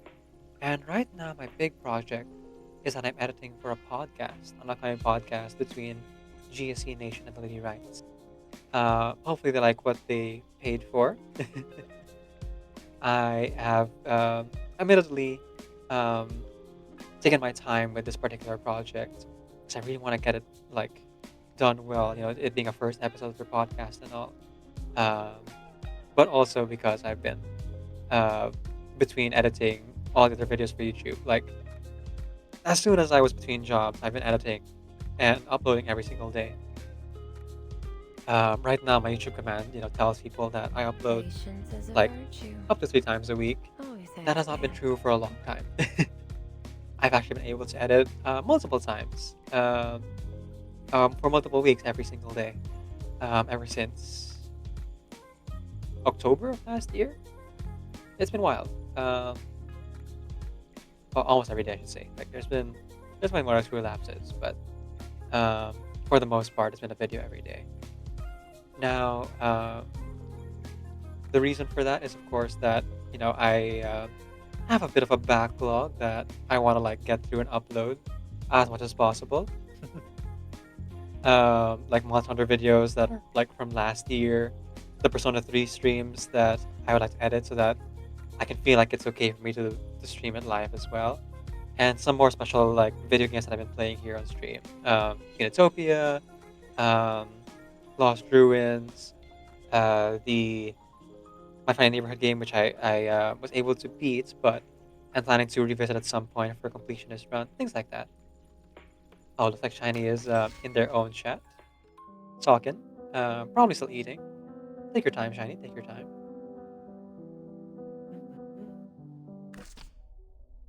Speaking of taking time, I'm just gonna go ahead and run another ad here. And while the ad is running, tell folks that if you'd like to support the stream, do check out our sponsorship. I'm currently sponsored by the game Call of Dragons up until July 2nd, which will be Wednesday this week. So at this point, the only way to get to the final goal would be to use gems. But installing the game already gives me an incentive, a monetary incentive, and it'll keep the stream afloat. City Hall level 5 can be done within a day. City Hall level 11 can be done in 3 days. And then I guess if you use the gems, you could like just barely hit the level 14 goal as well. All of those goals, though, whatever one you do, would be helpful. And if you're unable to download the game yourself onto your Windows PC because you don't have Windows or you don't have a PC to play on, totally fine. I do appreciate you just being here. Seeing through this ad that's playing over my sponsorship read, so people don't hear it. um, but the important thing is that however you choose to support, seeing through ads, playing the sponsorship, uh, watching YouTube videos or whatever, all those are greatly appreciated. And just want to say thank you again so much for being awesome and being here. I started streaming so that I could like, um, kind of stave off the loneliness of existence. And yeah, I could say that that's definitely one of the things that has been Our rooms are uh, always greatly open for reduced. new guests. I started streaming. I think toward the end of, well, I know the pandemic's still going, but towards the end of lockdown period of pandemic. And boy, let me tell you, the pandemic was a very lonely time for A sure. bloody handprint on broken glass. Classic. Hey, Shocklin's emotes. Oh, speaking of other reverse streamers that I've been, or reverse content creators I've been checking out, Shocklin is one of them. Though Shocklin is one of the more casual players of the game. Um, I've really been looking for like other people who might be interested in joining our voice acting collabs. This way. Um, but I've also been looking for people who are like either okay with spoilers or are more caught up to the story, and those are a bit rarer, right? Because there aren't people who are like Keep calm. uh, not as into the game, but rather they might not have the time to, necessarily keep up with the game among the other games that they're playing, especially the people who play Genshin Impact Don't worry. or Honkai Star Rail or any of the Hoyoverse games. Really, those are super time consuming on their own, and then like playing indie games or other games on top of that to like diversify the portfolio, as it were, like Date Everything, Deltarune, Altars. Um, what's the name of that other game that just came out? Uh, not Assassin's Creed Shadows. Deltarune, Altars, Date Everything. Oh, Persona 5X. Right, another gotcha game, but it's been a really good time for gaming. So it's not surprising that he will not be giving priority to, our visual novel game here, Reverse 999. But I do hope more people be interested, and perhaps I can find more people who would be up for joining our voice acting collabs. Perhaps. Um, I've tried. Hello, welcome in. Oh, I was just talking about prospective people I've tried to invite to join voice acting collabs. Shocklin I saw was like averse to spoilers, so I didn't end up asking them. And Shocklin is also someone who kind of plays the game at their own pace. They are doing things at their own pace. They're just like between the real life and the streaming. So they play reverse a lot, thankfully. So it's very fun to hang out there. I've also invited Ayane Dawn, though Ayane I think has kind of put a pause on reverse to play more games with friends. So I'm not sure if they would really be up for what do you call this? Catching up and then playing the story to like do voice and collabs. Though they have mentioned that to always let them know if there's like a schedule or anything, if in case that might be able to join. Who can say? And sorry, stream. I forgot to unmute myself in OBS, so only Decaf could hear me there. But that's fine. I didn't have anything to say really. You just said you were here. Welcome Yep, back. that was it. How was your lunch? It was yummy. Leftover Indian butter chicken. Yummy That sounds stuff. good. I myself have squid rings or calamaras waiting for me. Ooh, After yum. after our Boston collab here. I'm debating with myself if I want to keep going because I have been streaming for about um 11 hours already. Yes. Like after our voice acting collab, I Yeah. could keep playing. I could like do Genshin, Hmm. the anecdotes. On the other Hmm. hand, I have been streaming for 11 hours already. You have. I would say it's time.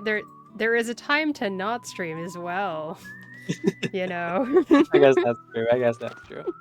Um, no, but I was surprised. I actually found out just that because I've been Hmm. between jobs, I've had more time to stream, Hmm. and a lot more people have shown up for the streams because I've had a more consistent schedule. Because like my Hmm. previous job, changed my schedule like every single week, sometimes in the Hmm. middle of the week.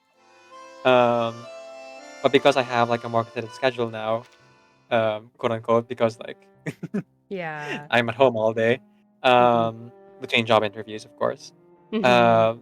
more people have been watching the stream. So I actually got hit the threshold like on ad revenue alone, which is like really surprising. Wow. Yeah. Yeah, just like ad revenue, and then the subscriber stuff was like on top of that. Right, But then right. again, I do these like 10-hour, 11-hour, 13-hour streams. Yeah. Gotta In the be. grand scheme of things.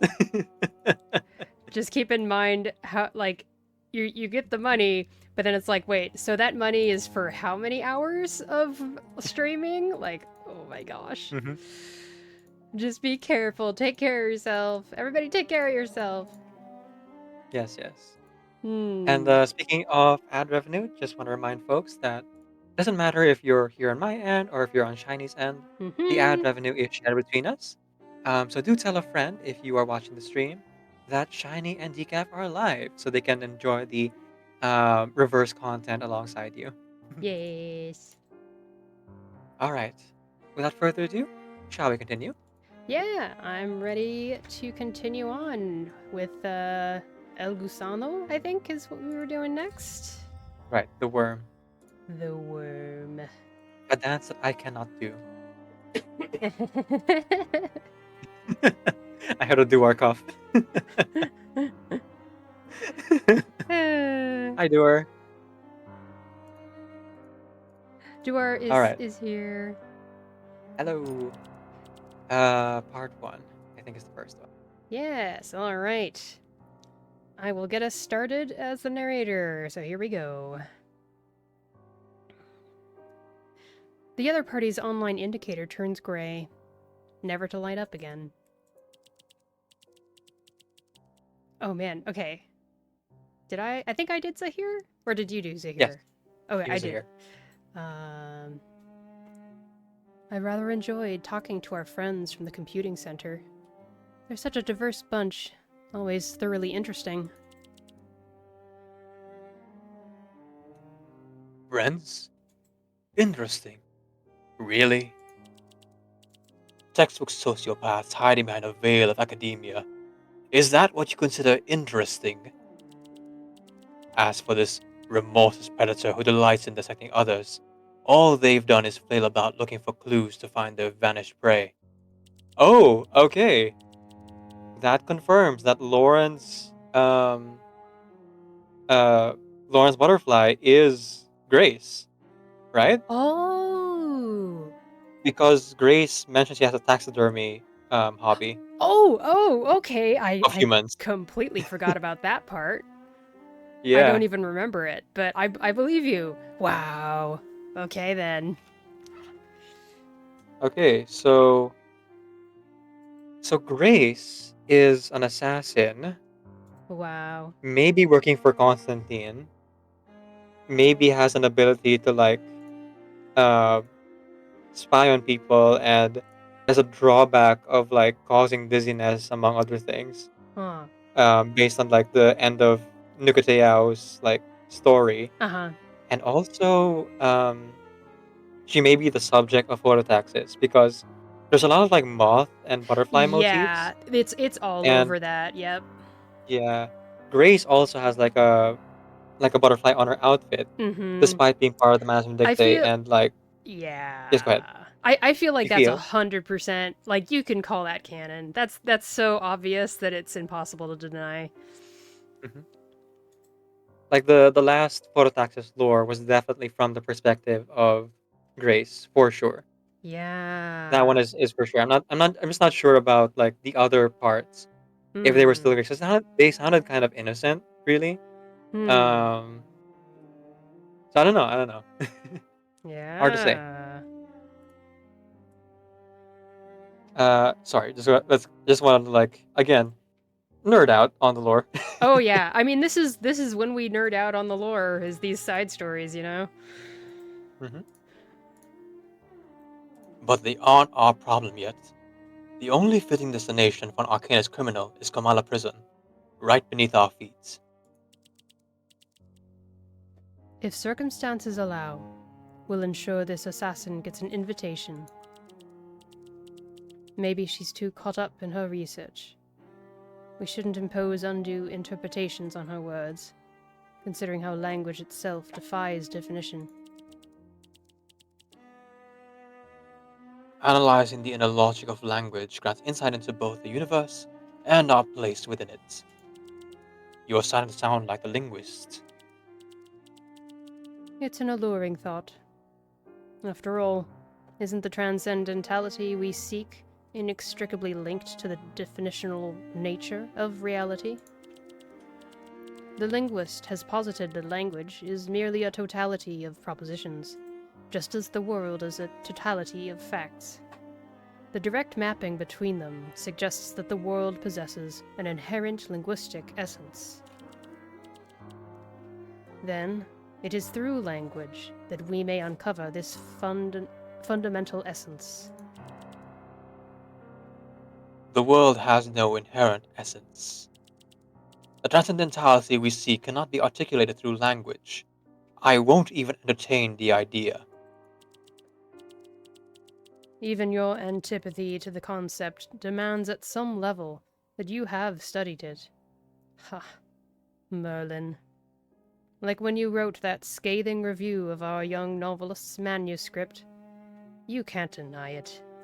You finished reading. Aleph did. By your logic, we are merely constructed identities from the fragments of Aleph's infinitely reflective mind. We are Aleph. Your rhetorical prowess admirable, but not when I'm the target. Why not invest that effort into your theories? Tell me, Zahir, have you found your single-sided coin yet? A coin that shows its obverse and reverse, comprehensible only through a dialectical lens, yet never the same in any two pairs of eyes. Oh, that was your line. That was my line. I stole it. Go ahead. I try it. A coin that shows its obverse and reverse, comprehensible only through a dialectical lens. Dialectical? Okay. A coin that shows its obverse and reverse, comprehensible only through a dialectical lens, yet never the same in any two pairs of eyes. Why don't you tell me first? When did this pursuit of transcendentality become our excuse for escaping reality together? So I haven't found it yet, but the success of my search is not dictated by my effort, nor by the whims of interest.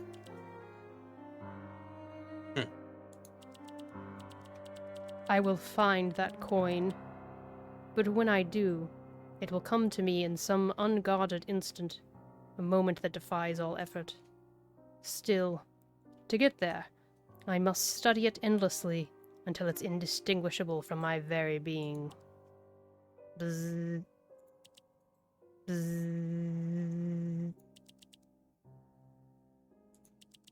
Bzz. I have no idea how to how to interpret that. The futile clash of thoughts dissolves into nothing. In a place where the borders of reality and dreams collapse and blur, the prisoner takes hold of a black radio inscribed with arcane symbols. He adjusts the dial, sifting through the frequencies. Next channel. Now, doesn't that just feel great? Sink into it. Okay. I have one thing. So- Oh, go ahead. Yeah, go ahead, Ed. The dialectical. So the dialectic, I don't know if you've heard of that before. I have not. The study of the dialectic is as far as, so the way that I was taught about it, or learned about it recently, is the idea of two seemingly contradictory concepts both existing at the same time.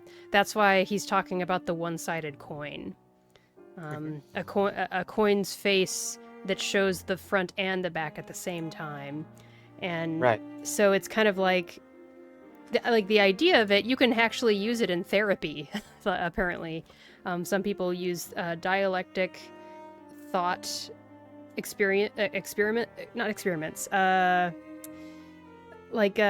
kind of helps you think about things and stop thinking about things in a negative, like self-defeating kind of process. Instead, you think of it like, it's true that, you know, this thing is in my life, but at the same time, I can also do this, even though they seem like opposing things. You can. It Right. helps. It helps one accept maybe trauma or accept. You know, it can be hard to accept one's limits and be like, I have depression, I have anxiety, and these things are getting in the way of the life I want to lead. Dialectic thought process can help you kind of accept that these things that feel like they should be in conflict can actually work together and they can actually make sense. So that's I was my going to. exposure. That's your exposure to the term dialectic. Yeah. I was just thinking, like just based on the concept of it, of being described in the sentence, just like what comes to mind is Schrodinger's box, Mm-hmm. um, where the observation of it kind of determines, um, like what side it would be, whether it's heads or tails, whether the cat is alive or dead. Um, Oh, yeah. right. Mm-hmm. But I think the way that they were talking about, I think, is closer to your exposure to where both are true even as it's being observed somehow. Um, Yeah. Despite the contradiction, despite the paradox, Mm-hmm. they are like cognizant and like solid truths that cannot exist without the other. Sure, yeah. Mm-hmm. I think it's interesting. Every once in a while there's a word I'm like, oh, I think I might know something about this. Yeah, if it wasn't clear, the reverse 999 writers are nerds They are nerds. Nerds. in the best way possible. Like they put so much thought and Oh, research into the yeah. game. So much passion. Um, like oh, just real quick because I got this from Shocklin, but I wanted to like Sure. share it again. Um, and I would say read this on your own time. It's like it's a huge thing. There's a Oh. Reddit post that goes into like how much references, not just to history, not just through literary references, but like overall Mm-hmm. the the latest chapter like got into. Oh yeah, So even though that. we're only like 20 Mm-hmm. nodes, there's like a whole bunch of work that went into Mm-hmm. the characters, the storylines, and like the Yeah. the kind of like context behind Kamala prison and the literary boom of Latin Mm-hmm. America. I think I will finally dive into that now after we finish this side story here. I don't know why I've been putting it off. It is tricky for me to like just read text. I, you know, part of the reason I do these collab streams with Decaf and everybody is that it helps me stay engaged and take in the information. Whereas if I was just playing this by myself, my eyes would just start skipping text and I would not be fully engaging in it. So anything that helps me kind of, yeah, you know, brings my interest up helps a lot. But I'm hoping that that this story will inspire me to dive into that huge list of references in the story. It looks so cool. I would say once you start reading Hmm. and then you like get to the middle portion, Uh-huh. that's when it starts to click, and then you're like, oh, I know this, I know this, I know this, and then you realize at the end of the Oh. Yeah. post. But you have to Oh. like start. That's the thing. Yeah, the key is getting yourself started. Yeah, you're absolutely correct about that. Hmm. And with that, let us go into the next part here, part 3. It looks like. All right, part 3. Although we did just get a message in chat literally as we started. That's funny. Hi, Decaf. Is it a blind speedrun? Oh no, I'm just being fancy. Mm-hmm. I guess it's like we did the gameplay parts previously. So that's not blind, but we are blind to what the text is going to be. So this will be first time reaction. All right, so let's get started with part 3 of El Gusano. A soothing voice rises from the speaker, warping within the coils, reshaping itself into something that defies comprehension. Oh, new voice. Pan American Arcanist Radio. Do you think... Huh. Is that Ms. Radio? Now I'm like wondering if all of Oh these... no, it looks like it's separate from Aleph, that's for sure. Oh, okay. Brought to you by the Manus Vindictae. Oh. Hmm. I could give it a whirl if you're okay with that. Yeah. Go All for it. right.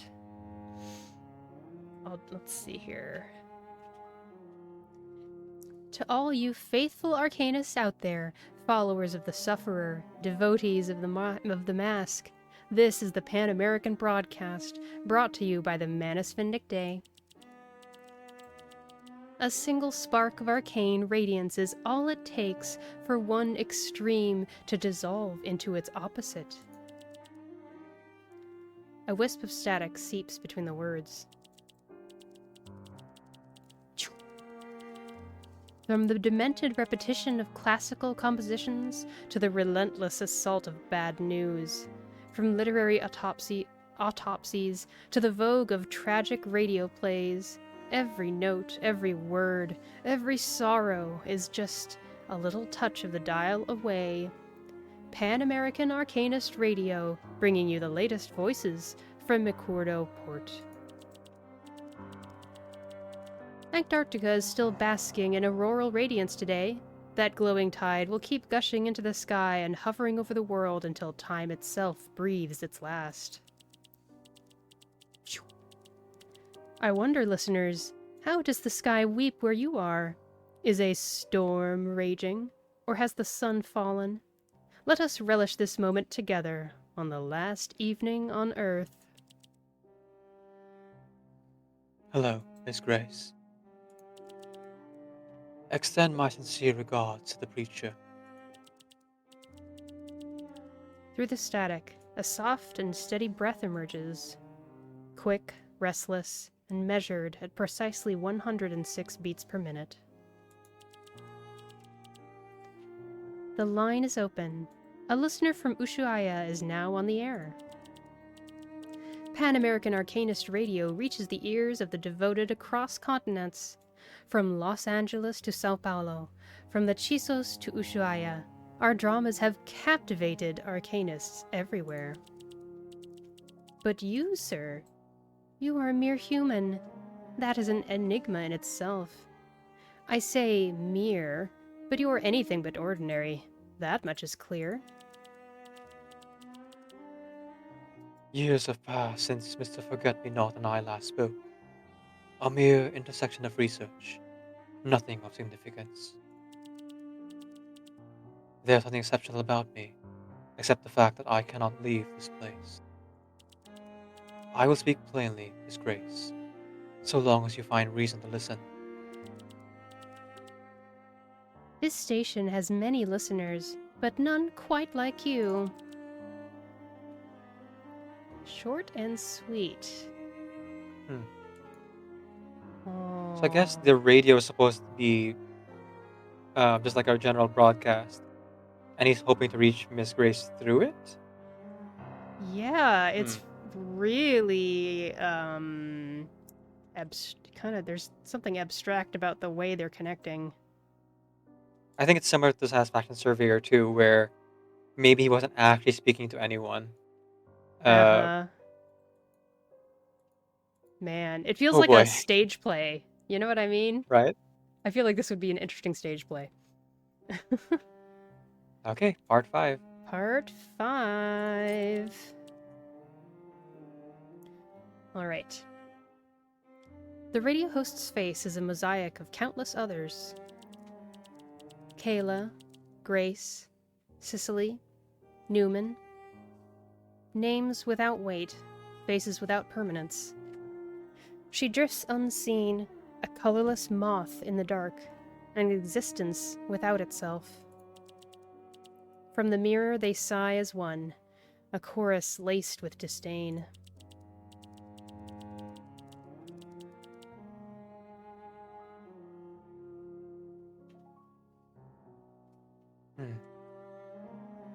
One moment. No problem. I was just trying to search my memories for the name Newman, because that name sounded familiar, but No, I don't think you've heard it Hmm. before. I mean, Kayla is definitely Argus's uh, dear friend, sister, partner, unclear. Unclear. Grace is the name she took on as the Manus Vindictae member. Hmm. But Cecily and Newman, those are new names. Yeah. And there you go again with the moth motif. There it is. Yep. So alike, and so ill-fitted. One condemned to remember, yet commanded to forget. A Scheherazade without an audience, keeper of shameful secrets, lost in the tragedy of his own illusions. Scheherazade is the figure from the Arabian Nights tales Yes. who's telling the tales to hope that she can convince the king to spare her life, or I forget who it was, a king or somebody. Yeah, it was the king. Mm-hmm. Basically, he was betrayed by his previous wife, Oh. um, and so in order to keep his hold on the crown, because a sultan must have a wife, um, Mm-hmm. he married the first concubine that he randomly picked, Mm. and planned to kill her like a day after their wedding night, so that he would be able to continue and then just like do Mm-hmm. it again after a few years. Right. Um, but then Scheherazade like told him a story to distract him, and Right. then he fell asleep. And then Mm-hmm. repeated that for supposedly 1,001 nights until he changed his Right. mind. Mm-hmm. And the other part is, weren't those written by some white guy who just wanted to roleplay and LARP like he was in India or something? I feel like That one there's is unclear. It does seem unclear. to be Hmm. there are some stories from that were written by that guy. I think that Yeah. that does seem to be true. But there are Hmm. several other stories which seem to have origins in other writers' Hmm. hands, other people who like might have like Hmm.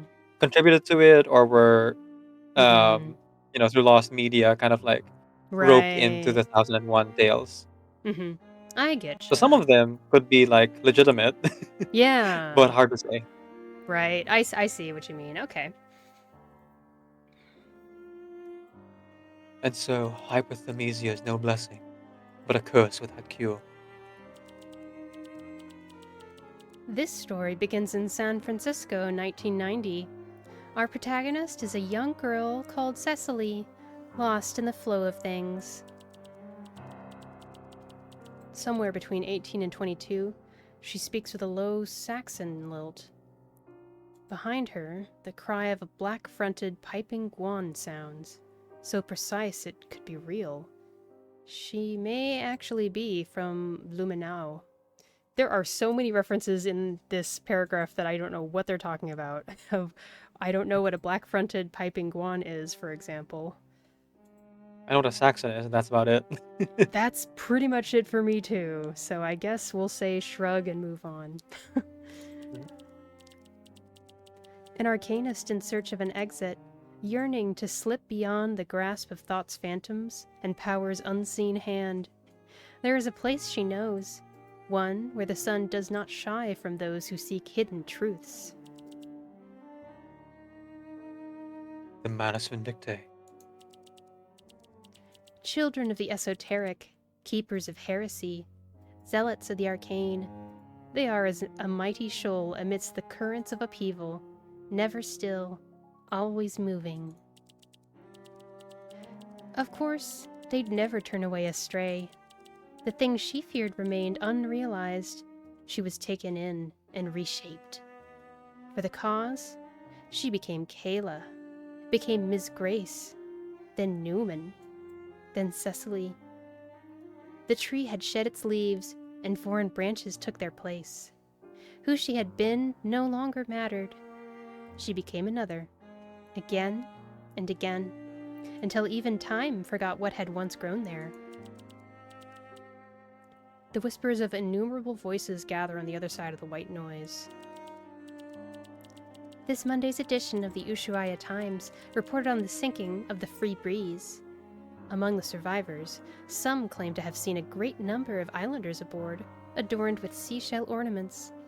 there is reason to believe that some of the Nukutai may have forsaken their homeland. We hear now Lewis, reporting from the scene. Why they departed we cannot say. Was it the allure of modern civilization, or a promise that somewhere in the farthest west a river of immortality awaits? Their arrival was a moment of wonder, but by the time the night faded, they were already lost. A sound hangs in the air, almost a sob. The young lady does not weep. She merely breathes, her sorrow measured in time. Her grief, a part of the rhythm of existence. And so, this gripping incident reached its tragic epilogue. The fate of a people sealed over nothing more than a shell. Huh. She's like, Okay, hmm. so just tracing the path here. It began in San Francisco, or at least Right. the memory of it began in San Francisco with Cecily. Um, so that's where like Jay, Anjanala, Mercuria, and the others started as well. Oh, yeah. Uh,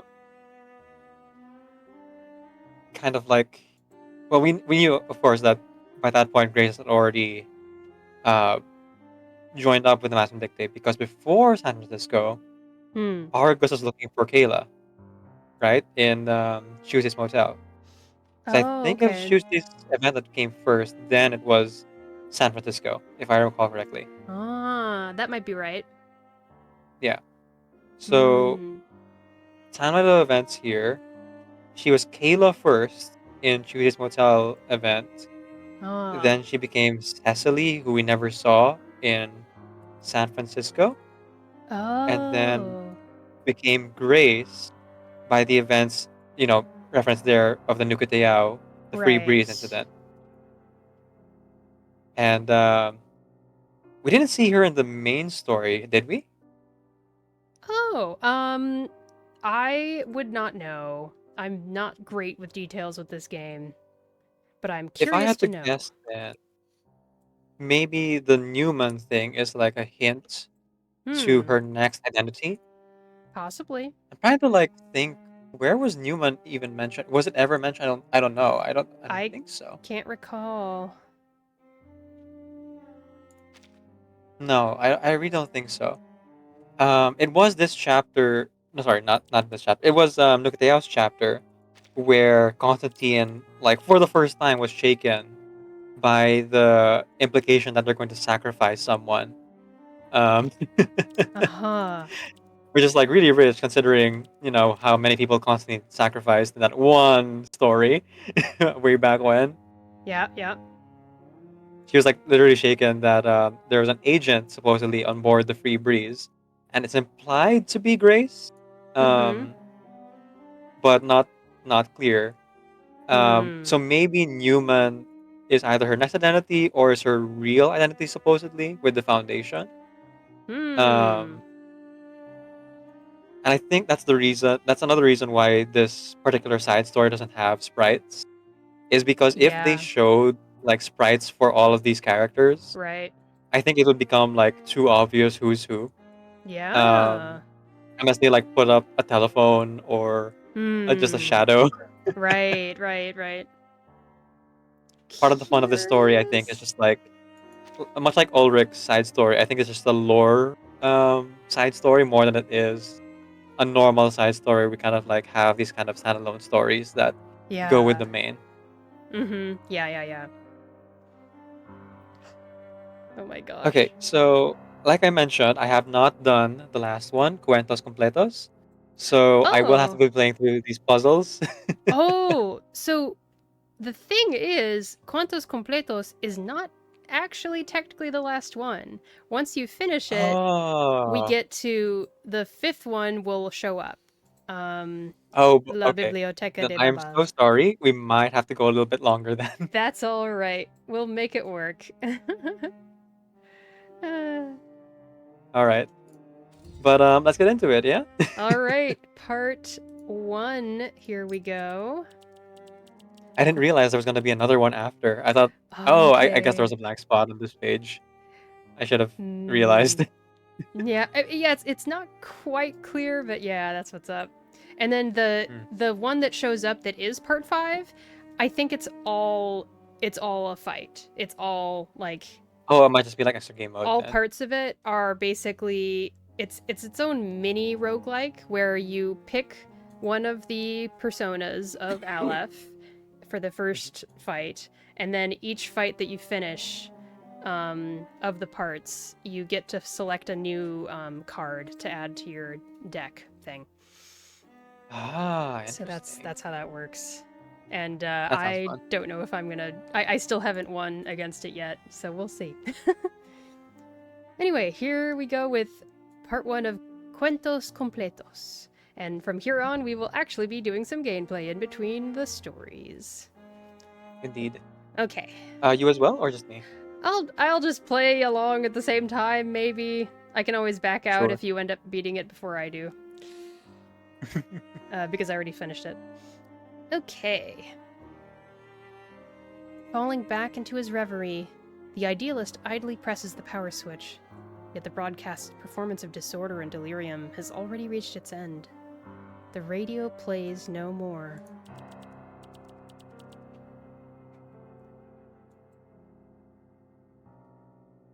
A name carried in whispers. The Panopticon of Kamala, where every question finds its answer. I quite like those stories that travel up from the telephone lines. The stranded, the deluded, the ones forever haunted by riddles without solutions. They come here, drawn by forces unseen, by paths not meant to be traveled. They ask, they seek, they wander through lives frayed at the edges, tangled in paradox and unreality.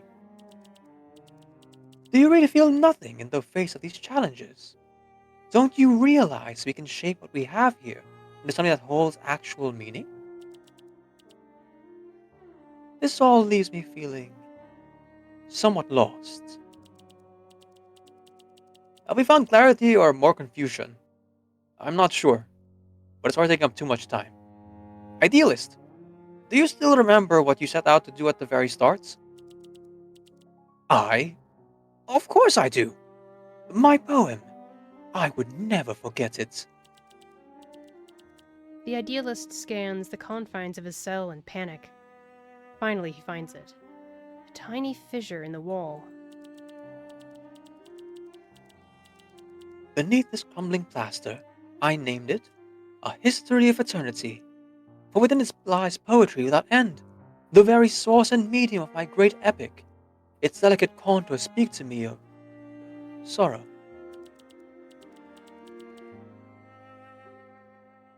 With every passing day, the crack extends a little further, and so your poem will never reach its final line.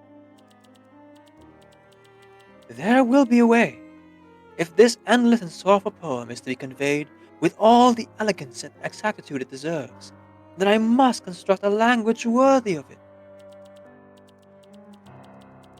One all-encompassing, unhindered by ambiguity, not a conceptual illusion, but something absolute, precise, essential, a language of creation, one that shall unshackle every artist and poet alike. So, that's what you've been discussing with the linguist all this time. Your perfect language. Claro que sí. But now, with the linguist gone, our language's birth hangs in limbo. That is the tragedy of the telephone. We speak, yet we remain strangers to each other, and he perhaps to himself most of all. But I will continue onward with new projects, poems shaped by many hands within these walls, a curated collection of their imprisoned tongues. Within them, I will discover the systematic method behind every language. Through that, I will ensure the opening lines are flawless in their meaning. Until then, I will host our literary salons, wandering through the literary labyrinth with the intent to build an exit someday. But I. But for all your efforts, that poem remains unwritten, unexecuted. Not even a single word has been committed. You are lost within your literary labyrinth, lost in infinite inquiry, so much so that even your name has abandoned you. Idealist, do you even remember who you are? The poet, the writer, the pioneer of thought. Bewildered, he stares at the sorrowful crack in the wall. Who?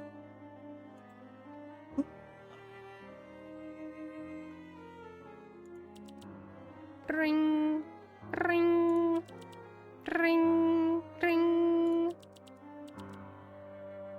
The line stirs once more with another call from the outside world. It never ends. Lift the receiver and vanish into the interplay of reality and perception. To lose meaning is to lose yourself. In the end, he will vanish within his own story. It defies reason. Why haven't we reached transcendentality? Not even the door seems within sight. I cannot fathom it. Is all of this meaningless? Are we condemned to stand on the edge of that which cannot be spoken? How does one bring about an end to the endless? Zahir, a philosopher who strives to exact a unified image and the memory of all things. This character can enhance card effects by influencing dice values. Zahir has no image. Okay, so this is the first time you're seeing Zahir in the gameplay. Indeed. As you can see, he kind of like one of my viewers I think commented his icon looks a lot like the spirit we saw in the Chinatown Showdown story. It has that kind of glitching graphic effect on it. Ah, it does look like that, doesn't it? I thought that was Like the interesting. pieces of the soul thing that was like displayed behind the people. So it could be like Aleph's what do you call this? Well, I forgot the word.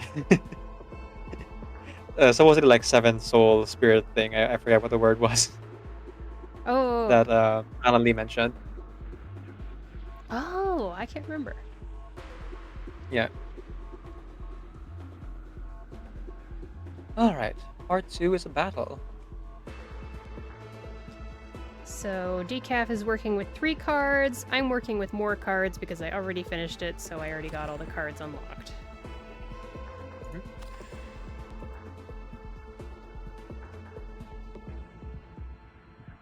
Okay, so far it's all about rolling blue.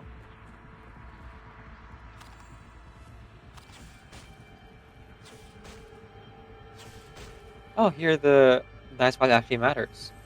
Interesting. Yeah, the value on the die. And if you look at Zahir's like passive skill, it's called appearances. All blue die, the Eureka die are the blue ones, can be considered as red and yellow die, or the attack or defense die. Indeed, indeed. It's really handy.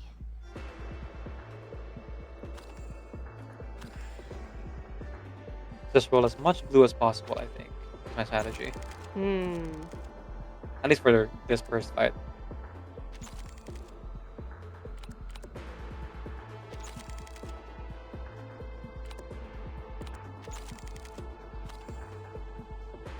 Okay, I'll take it.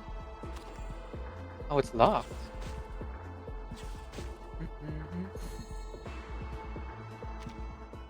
I just beat it because I had a bunch more cards. Good job.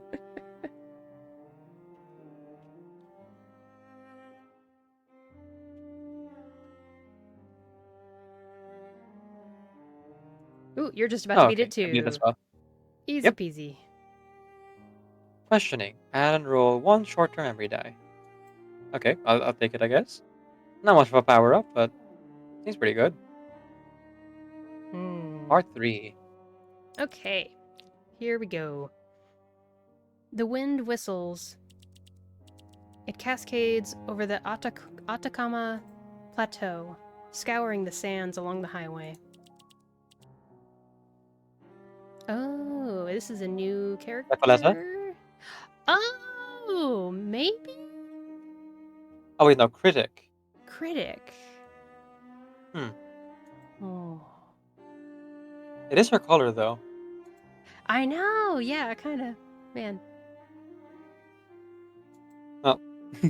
I can't I will decide. assume it's Recoleta Oh. and leave that to you. Okay, alright. Oh, thank God. I actually got through. Please, don't hang up, sir. You wouldn't believe what I've just been through. Listen, we're stranded on some highway in the middle of nowhere. Want to know what I can see? Well, sand dunes, endless sand dunes. No villages, no steeples in sight. Only a highway, half buried beneath the desert. Wolves lurking behind the dunes. Not even a single cactus. There's a sign just ahead.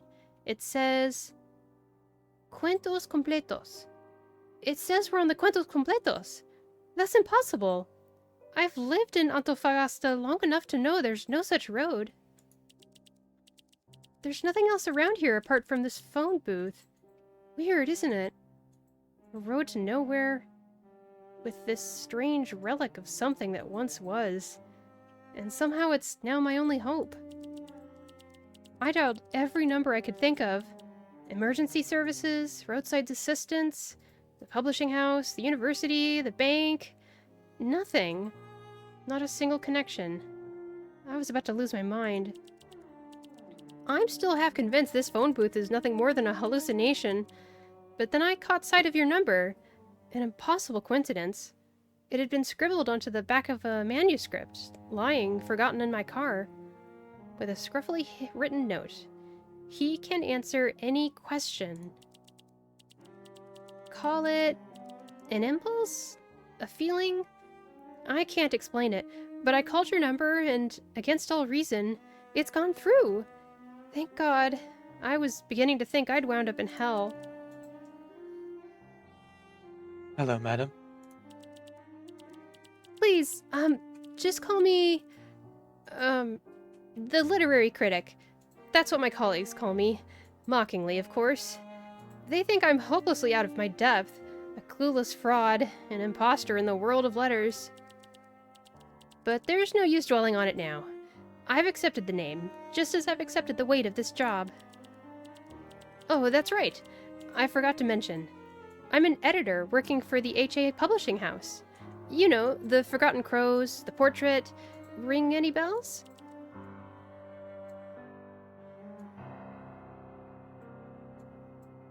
An editor. Oh, okay. Then it is actually hunting. It's huh? What? Hunting. Hunting. Regular side story. Editor hunting. Oh, wait! Oh! So I figured something out. I forgot to do Recoletta's side story, and I missed out. No! I basically am gonna have to go watch all y'all's collab stream and experience it that way. So I'm glad you guys sorry to hear did that. do the collab. I'm going to take advantage of that. Did you skip to get the rewards at least? I think I missed out on the rewards. So if there was a side tube attached to it, I missed out, sadly. I don't know what I don't think there happened. was. I think Okay. it'll. I think you can get the rewards on the rerun. But dang, I didn't realize that you missed out on the story there. Yeah, All and good, come to though. think of it, it probably would have been good to check that out before we started this, but oh well. Whoops. I'll find out who this is later. Alright. Very perceptive, sir. In fact, that's precisely why I'm out here, stranded on this Cuentos Completos. It's my friend Lisa's birthday, see. We were supposed to go to the reserve. We were going to visit the geysers and the valley, the flamingos, the little desert towns, all the things she loves. The colonial architecture, Abandoned settlements, remnants of religion, history, natural landscapes, geometry. It's supposed to be a perfect day. Then I noticed something in the back seat. Manuscripts I was sure had already been submitted. I had sent them to the publishing house yesterday, and yet here they are. So I had to turn back to drop these manuscripts off at the publisher. But Lisa, she wasn't pleased. We argued, and by the time I looked back at the road, everything had changed. We've been driving in circles for, what, 2 hours? 3? I don't even know anymore. There's nothing but sand stretching out in all directions. Except for a sign marking this place as the Cuentos Completos and this strange phone booth. If you can truly answer anything, sir, then answer this. What do I do next? Oh, and that's where it ends. It ends. Something tells me this would have a bigger hit to me if I had read the story. Maybe. I wonder if she was somehow caught by the Tear of Babylon. I mean, she's out of the desert, so... But she describes, like, driving in circles. Like, that's how the Panopticon is kind of shaped, right? It's a labyrinth. That's a circle. It's supposed to be like a singular tower, but he kind of, like, broke reality to turn it that way. That no one can escape. Yeah. I don't know. Oof.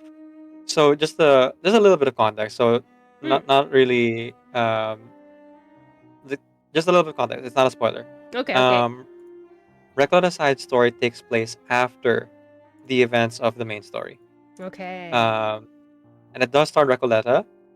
And to that end, it doesn't really have anything to do with the main story for the most part. I think it's just more to expound on Recoletta's character and her abilities. So just keep that in mind whenever you end up getting to experience Recoletta's side story. Okay. All right. Oh, I'm gonna fight. Okay. All right. Add and roll 1 short-term every die. Oh, okay. And I can do it 3 times. So I should just get more blue dice then. Is what it's saying. Or roll higher dice if I can. I question this.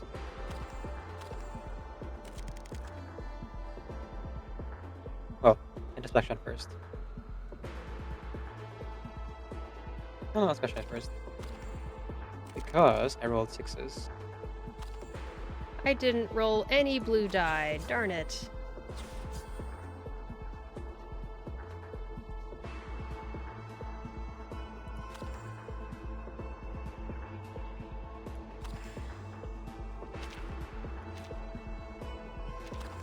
Alright, that's good. Alright, let's start with 1 introspection first. And then exhaustion buck. Oh, I gotta get rid of the purple one first. Yep. That's gonna hurt us a lot.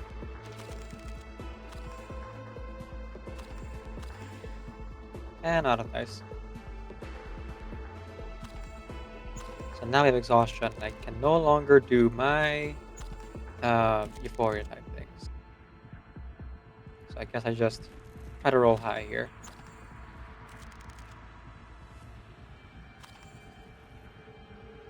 Oof. I said high. I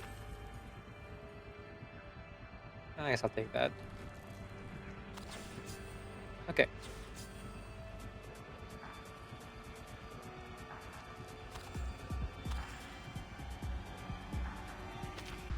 Yes. Okay. Very good. Very good. The round. Alright. I'm no longer exhausted, so I can actually roll blue dice again, please. Okay, that's 1. I need way more than that, but let's start. There we go. 4 blue dice. Hey. Ayo. And then we'll just question reality a little bit, as you do. Wow, okay, I got a perfect 6 roll. 6 would be proud.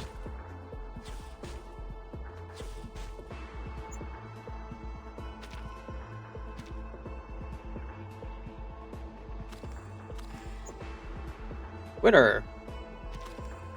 I'm so slow. Well, I'm just Oh, gonna no skip worries. out of this. Let's go to the next one. Expectation. There's another Gain fight for vision part 5. based. Yes, there's another. Gain vision based on number of memory dice. At the start of the round, add and roll 1 short-term memory die. So just more dice. Mm-hmm. Like this whole set of fights has been more dice. Yes. I don't know if you've Oh, part 5 noticed. is also battle. I don't Yeah. know if you've noticed.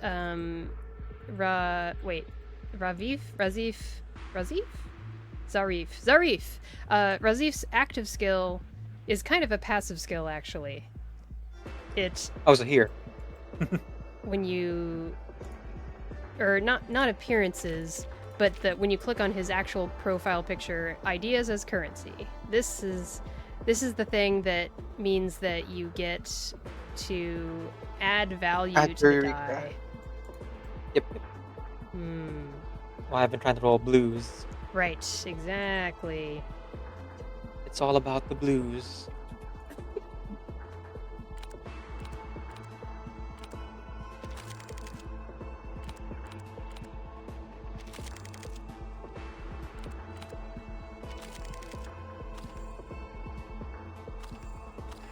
Gain vision. And you want to Huh. make sure you use introspection and get some stacks of ideaphoria. Right, So that right. you get all the euphoria.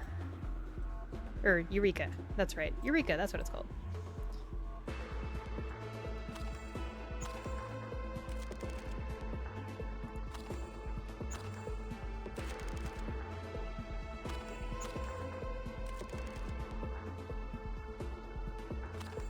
And then, what does vision do, I wonder?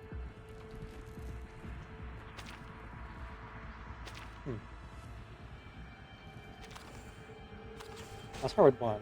Let's see what it does first. Your starting roll, add and roll 1 additional. Ah, okay. That's what it means. Okay, so it's okay that I didn't like do all of them at once. It'll add up later.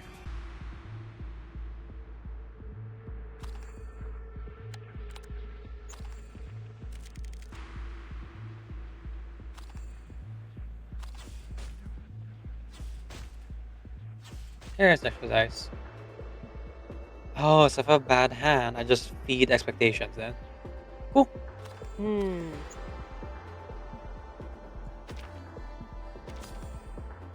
Sounds like my Asian parents.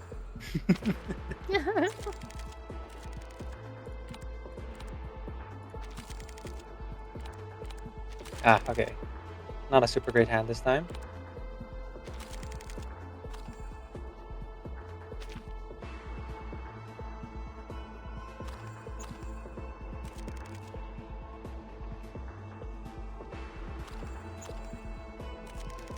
Yes, I question my reality.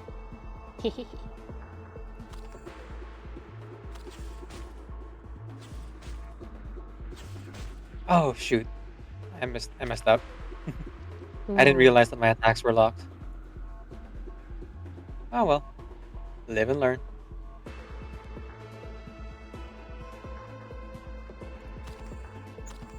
I should have given all my dice expectation then if that were the case.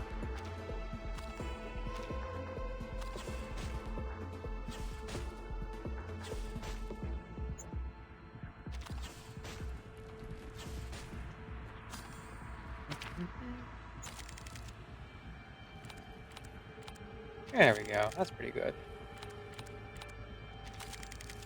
And this time my attacks aren't locked, so I'll take it.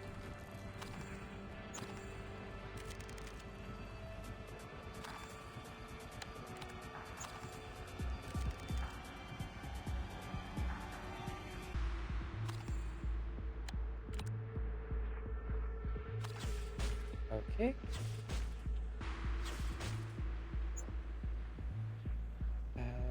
A bit overkill, but let's go for it.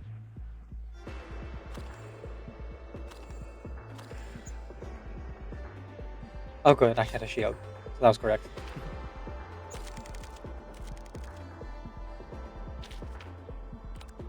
No, I'll take the attack now. Might as well burn through some shields while I'm here.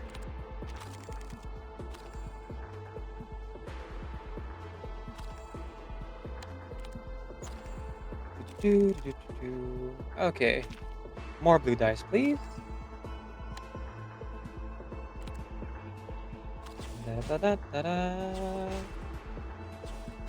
Alright. Well, that could have been better.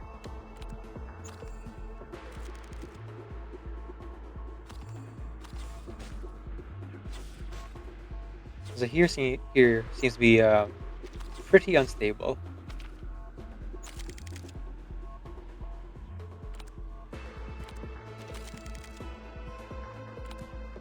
I've almost got this guy.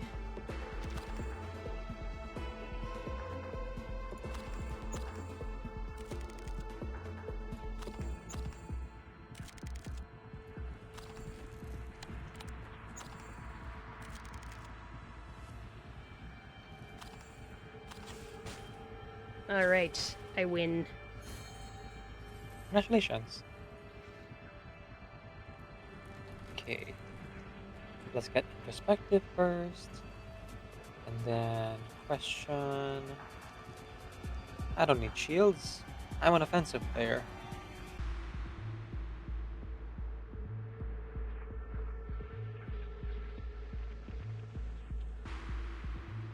Okay. Ah, okay. My attack was actually locked again. I should really pay attention when that happens. Oh. Well, luckily, I got 2 blue dice. I could turn that into shield at least. That's If nothing right. else. And then feed the rest of my dice into expectation. Hopefully they become a lawyer or a doctor. We'll see.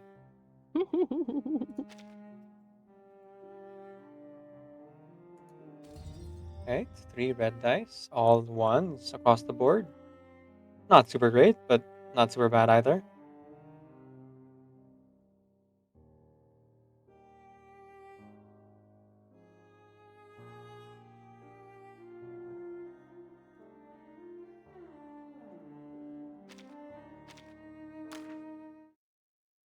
Oh, I was supposed to use the skill. Okay, oops.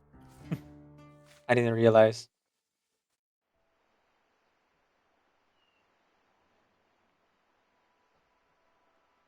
Oh, it's actually passive. Okay, I don't have to use it then. Yeah, that's what I was trying to say before. His active skill is really more of a passive skill.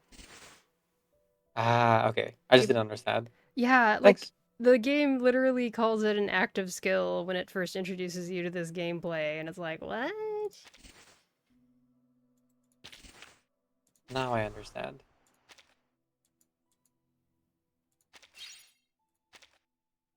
Alright, I can't use any of this, so take it away.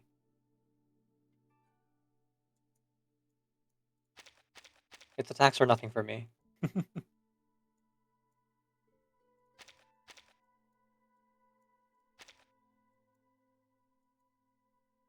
Look at all this dice.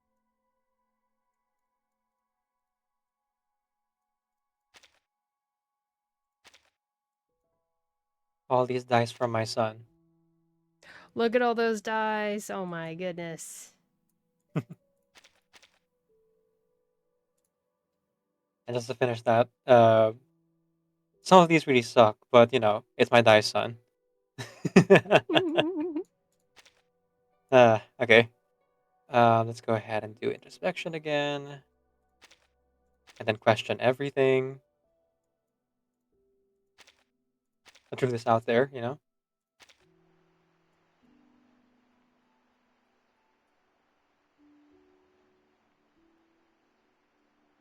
No dice. Okay. Well, literally.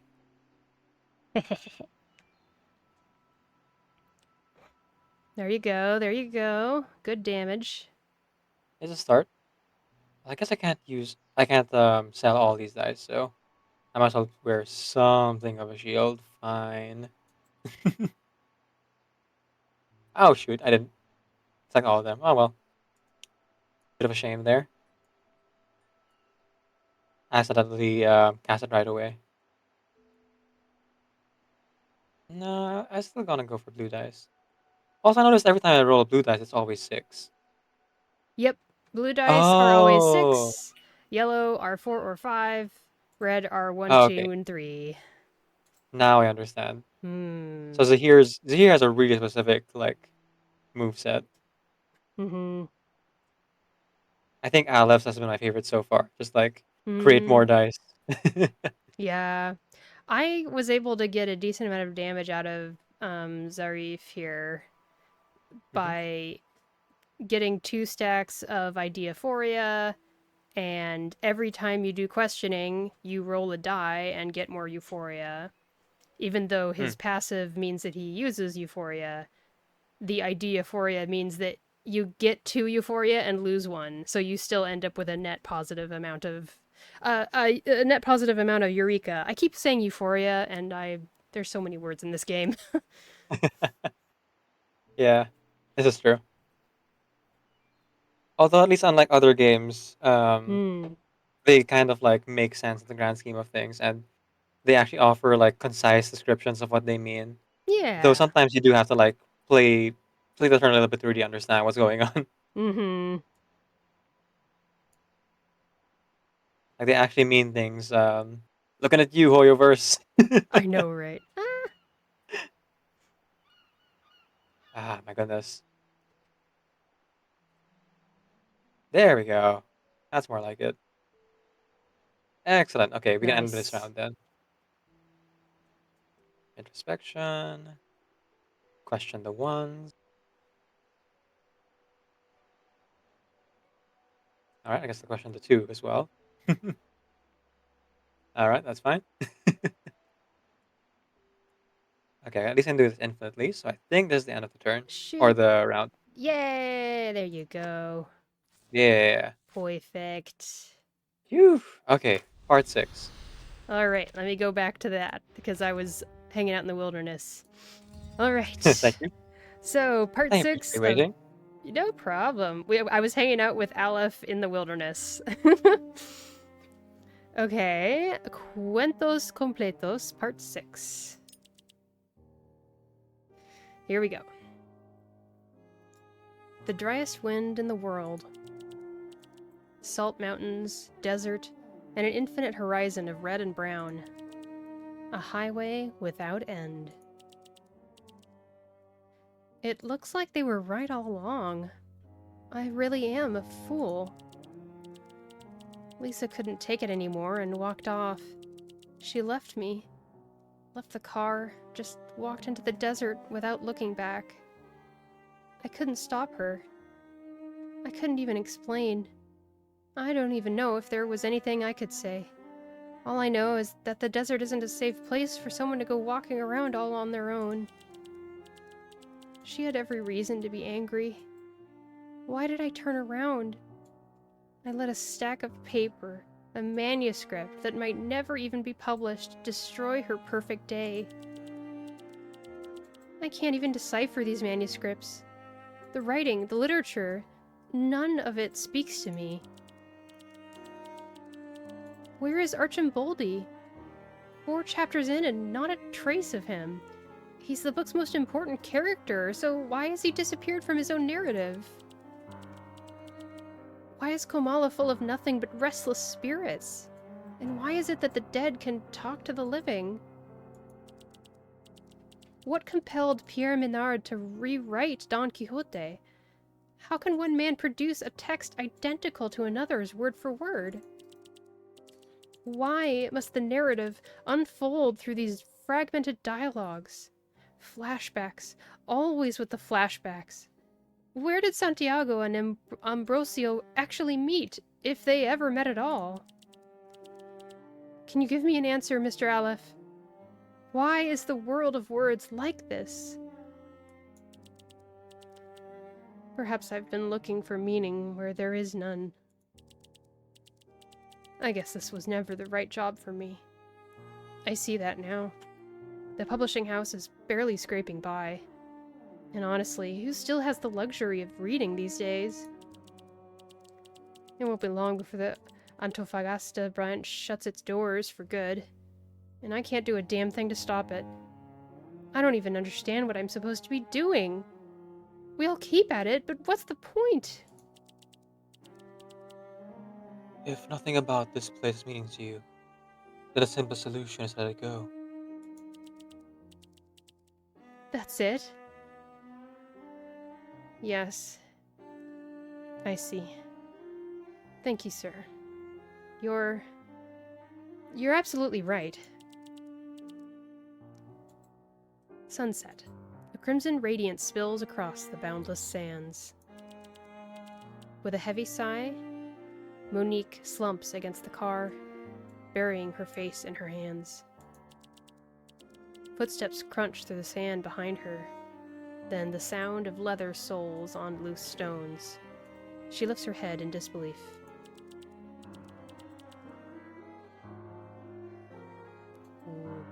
Okay, I guess I'll do Lisa here. So Okay. I guess literary critic is not hunting like I thought. Oh. Because I actually know Hunting's uh, first name, and it's not Monique. Oh, okay. I'm so sorry, Monique. I should have left you alone. I I just needed the moment to pull myself together. Come on, let's head back. You're right. There's still time to make it. We'll still have time for dinner, and as an added bonus, you won't get fired. This isn't exactly the best time to be unemployed. No. I'm the one that should be saying sorry, mi corazón. Oh, Dip! They're lovers! Oh. Forget the publishing Aww. house. I'm done with that place. Monique grabs the manuscript and, with a firm conviction, tears it to shreds. Wait, Monique, what are you doing? To hell with these stories. To hell with everything else. Today's your birthday, Lisa. All that matters to me is you. Hell yeah. Yes! Happy Pride Month, everybody! Let's go. We'll follow this road, no matter where it takes us. Even if we lose our way, even if we never find our destination. I can't think of anything more romantic, can you? Monique, I... Hop in. I'm gonna give you a birthday we'll never forget. You only turn 27 once. Mi amor, this is already the most wonderful birthday gift I could have wished for. The day belongs to just you and me. I'll remember it for the rest of my life. The engine rumbles as the car starts up again. The desert wind lifts the scattered manuscript scraps. Their torn fragments dance on the breeze, momentarily revealing their title. The Rise and Fall of Sanity, Recoleta. Then, as swiftly as it rose, the wind subsides, and the manuscript, the words, and the mysterious phone number on its back are consumed beneath the shifting red sands. A red sedan speeds down an unknown highway, shrinking from sight until it ultimately vanishes into the horizon. Dang, we got a happy moment. I need to find the little emote. Yes. And then one more little mind freak moment there Uh-huh. with Recoleta's story, The Rise and Fall of Sanity, which was supposedly torn up in the main story, not Oh, here. interesting. Dang Okay, you, Aleph. so here's my theory on it, right? Hmm.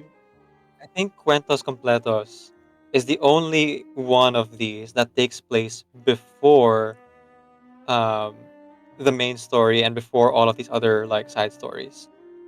I think I think all four of these might actually take place at different times. Like El Hmm. Gusano definitely is after Las Babas del Diablo because they're Hmm. talking with literary, not literary. They're talking with the Lawrence Butterfly, right? And then they kind of Mm-hmm. like talk about the aftermath of that. But I feel like Cuentos Completos and Ukbar can kind of take place anywhere before.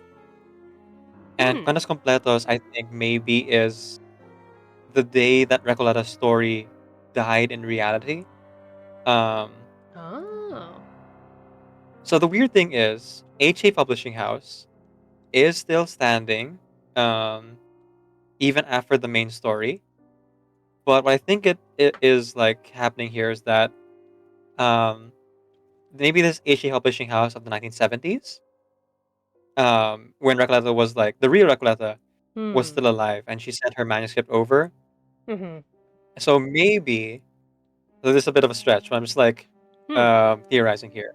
Okay. When Monique, the editor, like tore up Recoleta's manuscript and she left it by the telephone, which somehow connects to Aleph.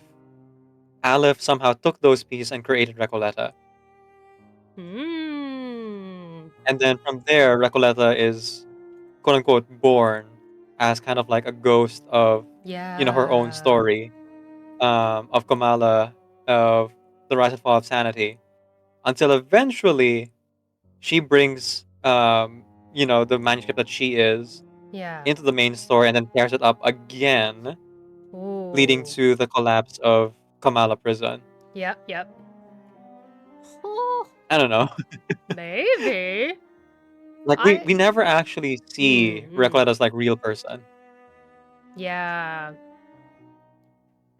Oh my goodness. I really need to get Recoletta's story. And also I need to watch a Paranite's a Paranite just put up a YouTube video going over this entire patch, basically, all of the story that has been revealed. I'm interested to check that out. Okay, so I think I have good news here. Hmm. Um, because it looks like La Biblioteca, like you said, is a roguelike. I don't think there's story attached to it. I'm pretty sure you press. Yeah, basically, what you do is when you press part 1, there's no story. It's just you start the mini roguelike, basically. Yeah.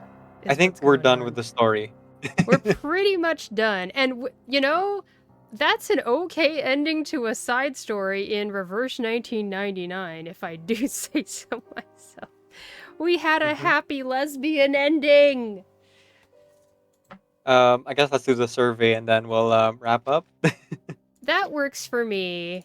I'm Yeah. okay with having an actual for real 3-hour stream instead of in the past we've always gone 4 to 5 hours. Listen, the yapping is The yapping important. is believe me, it is vital. It would not be a stream Mhm. without the yapping. I think I will also play the survey and have fun, but I do need to get up and use the restroom real quick, so I'll just be like 60, 90 seconds real quick here, and then I'll be right back to Yeah. chat as we check out the gameplay. So, one moment. And you can gab and all that stuff on my stream while I'm away. Indeed. Alright, BRB. So, thank you everyone so much for joining us for this reading of the side story. And thank you to Shirley for noticing. Yes, I have indeed been wearing a blindfold this whole time. Um, something that is only visible to people who are watching my side of the stream. I've been wearing this blindfold on top of my eyes, but been leaving a sliver for my eyes to actually see um, the screen so I could read out everything. Just a little bit of a minor cosplay of the Idealist, and Aleph and Berlin and the others. Uh, and yet no one like pointed out until Shirley did. So I appreciate you, Shirley. And yes, it's not a blind speed run, but it is a blind playthrough in a manner of speaking. Alright, let's go ahead and attack at Barcarola so we can apply more impromptu incantations after the buff from Aleph. It is, Idealist, it is.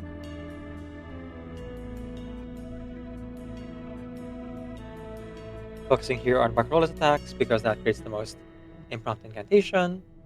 And after this, of course, Okay. we I will be return. casting the ones and Burnt Up. Welcome back. Oh, I forgot. The music is heckin' epic here. Indeed. Tickety-tickety.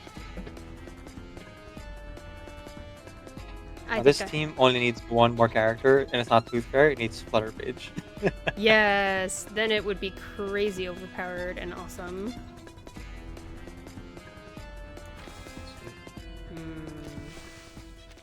I think I shall play the survey fight, and then I will sign off on my stream. Okay. Good idea. Oh, right. So I turned on the new setting here. So on the PC version of the game, there have been hotkeys that are now corresponding Oh, yeah. to the game. Mm-hmm. And I actually turned on a setting that was added, I think this patch, where you can now like make the hotkeys visible.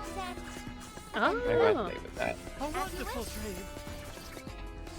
This is a new feature that was just added, I think. So now you Or have just a notice. you have two numbers on the top of the impromptu cards. Indeed, I do. Leaving. It's a little bit trippy, but it is fun.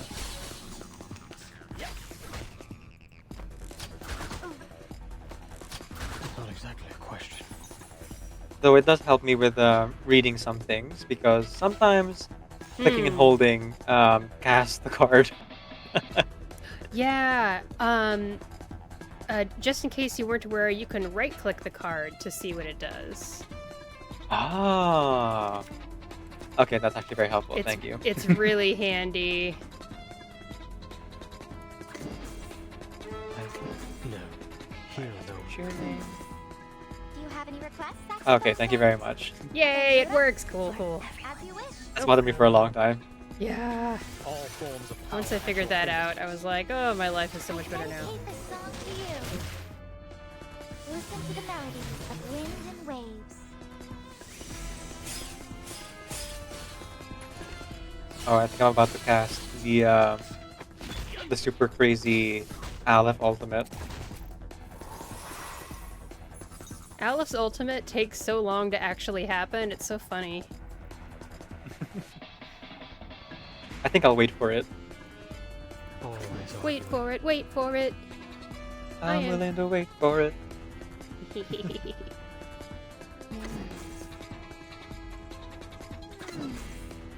you have any requests?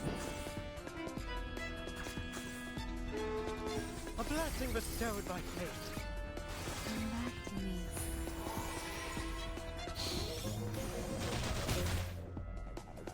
Please.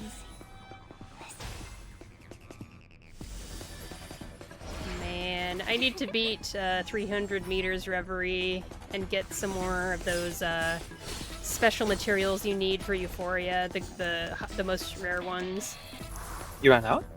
I only have like one character's worth left. And Oh. I have more than just one character that I want Euphoria for. I've got Voyager, and I've got future characters, like I'd like to get Jo Youngsu's Euphoria if I can. I feel like the influx of those, they're golden keys or something, is that what they are? The influx of those is kind of slow. It feels like.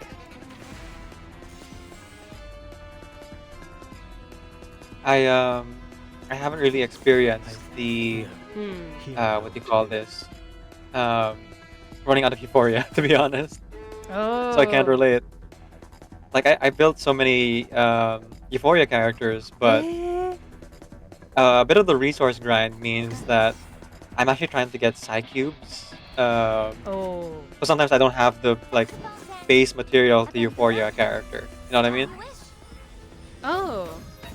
The base material for Like unlocking the like Euphoria? Rhine gold and things like that. Like the gold materials that Oh, require a interesting. bit of grinding. Okay. So what ends up happening is I put off the Euphoria building, Yeah. so I can like build resonance more, so I can do the Psy cubes more. Yeah. I really hope that at some point they really fix the Neum analysis to like give more in terms of the Yeah. what do you call this? Psycube. Because right now they keep giving us Psycube fodder when really we need more Right. Psycube currency. Yeah, I agree. Yep. Oh, that's how Aleph's ultimate works. It's more impromptu incantations. I understand now. I think so, yeah.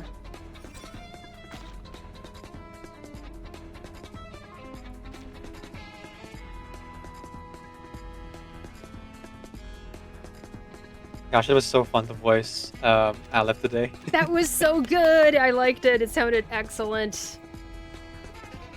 I knew it would be awesome. Also, good job on the Always arguing. other characters as well. Some of whom may have been Aleph, some of whom might not have been Aleph. It's kind of unclear. Yes. Who knows? Maybe they were all Aleph. Big shrug. Maybe we're Aleph. Maybe Aleph was lesbians all along. Maybe Aleph was not. Hi, Pride Month, everybody. Happy Pride Month.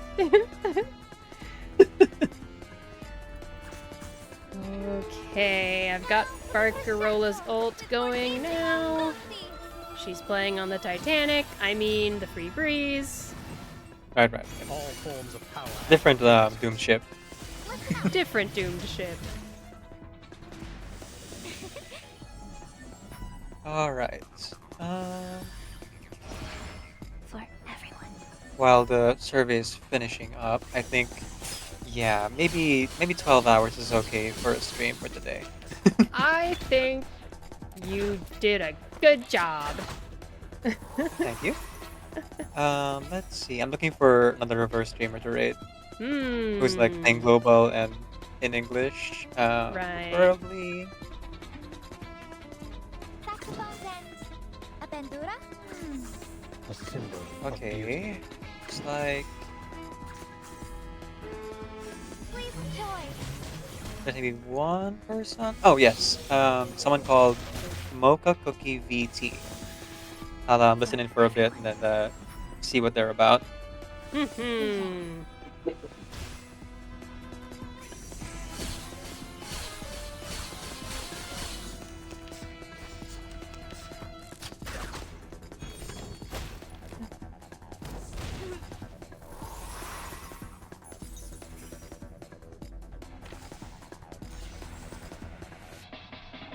The music in this fight sounds like 2000s, sort of. It's got that wada wada wada wada wada wada wada sound in it. I don't know how else to describe it. You know, action scene Saxophone's ends. of high string viol, Yeah. Do you have any requests? string usage instruments. Mm-hmm. Futile, all of it. Nothing but a mockery. Just take string instruments and put it on a techno beat, and I am super happy. Stars.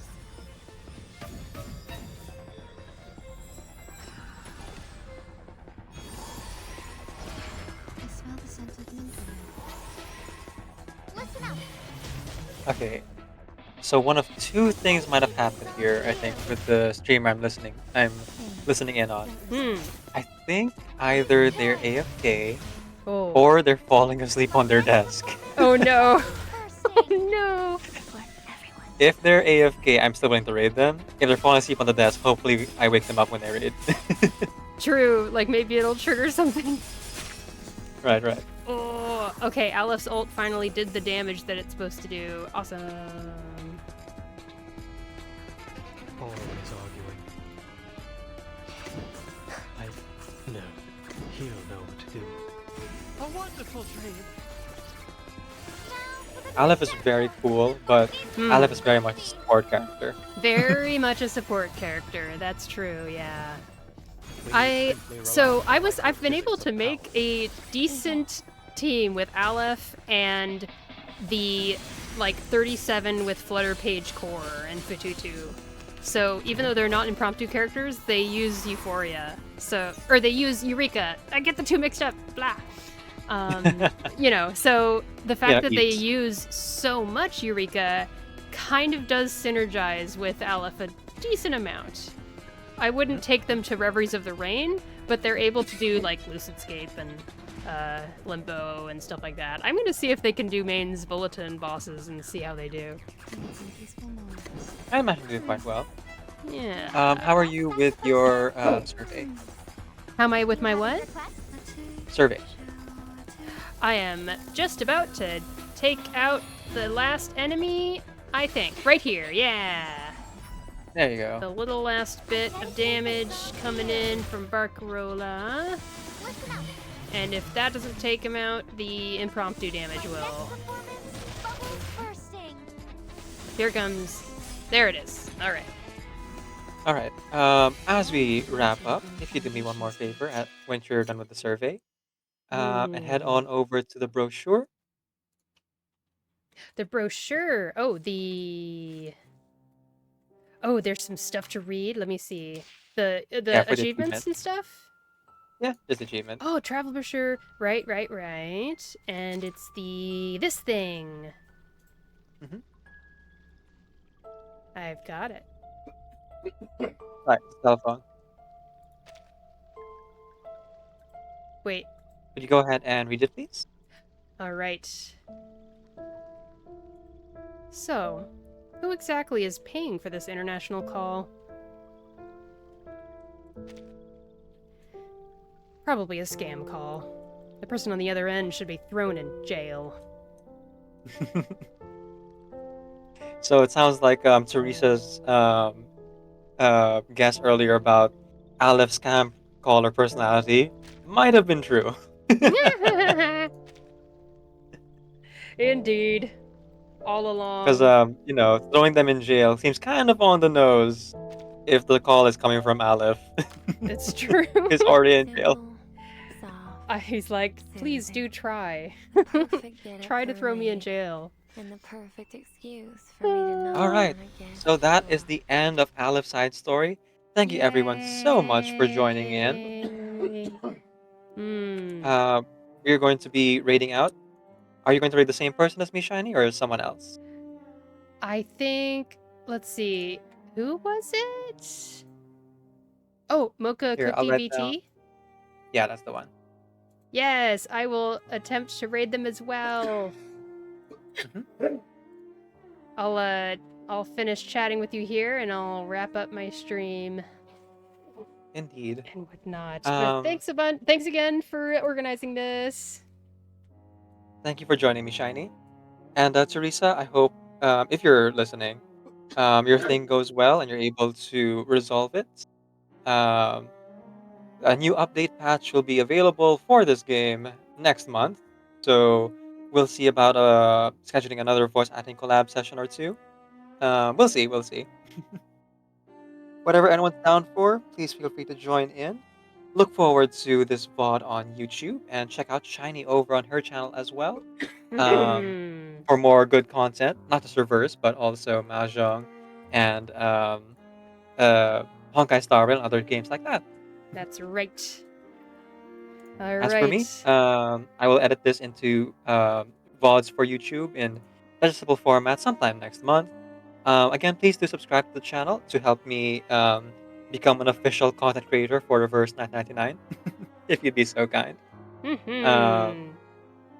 And yeah, that's about it. So you're going to mute, I'm going to leave the call as well, and we're going to do our wrap-up things separately. Yep, that works for me. Thanks again. All right. Have a great day, everybody. All right. Goodbye. Bye, Shiny.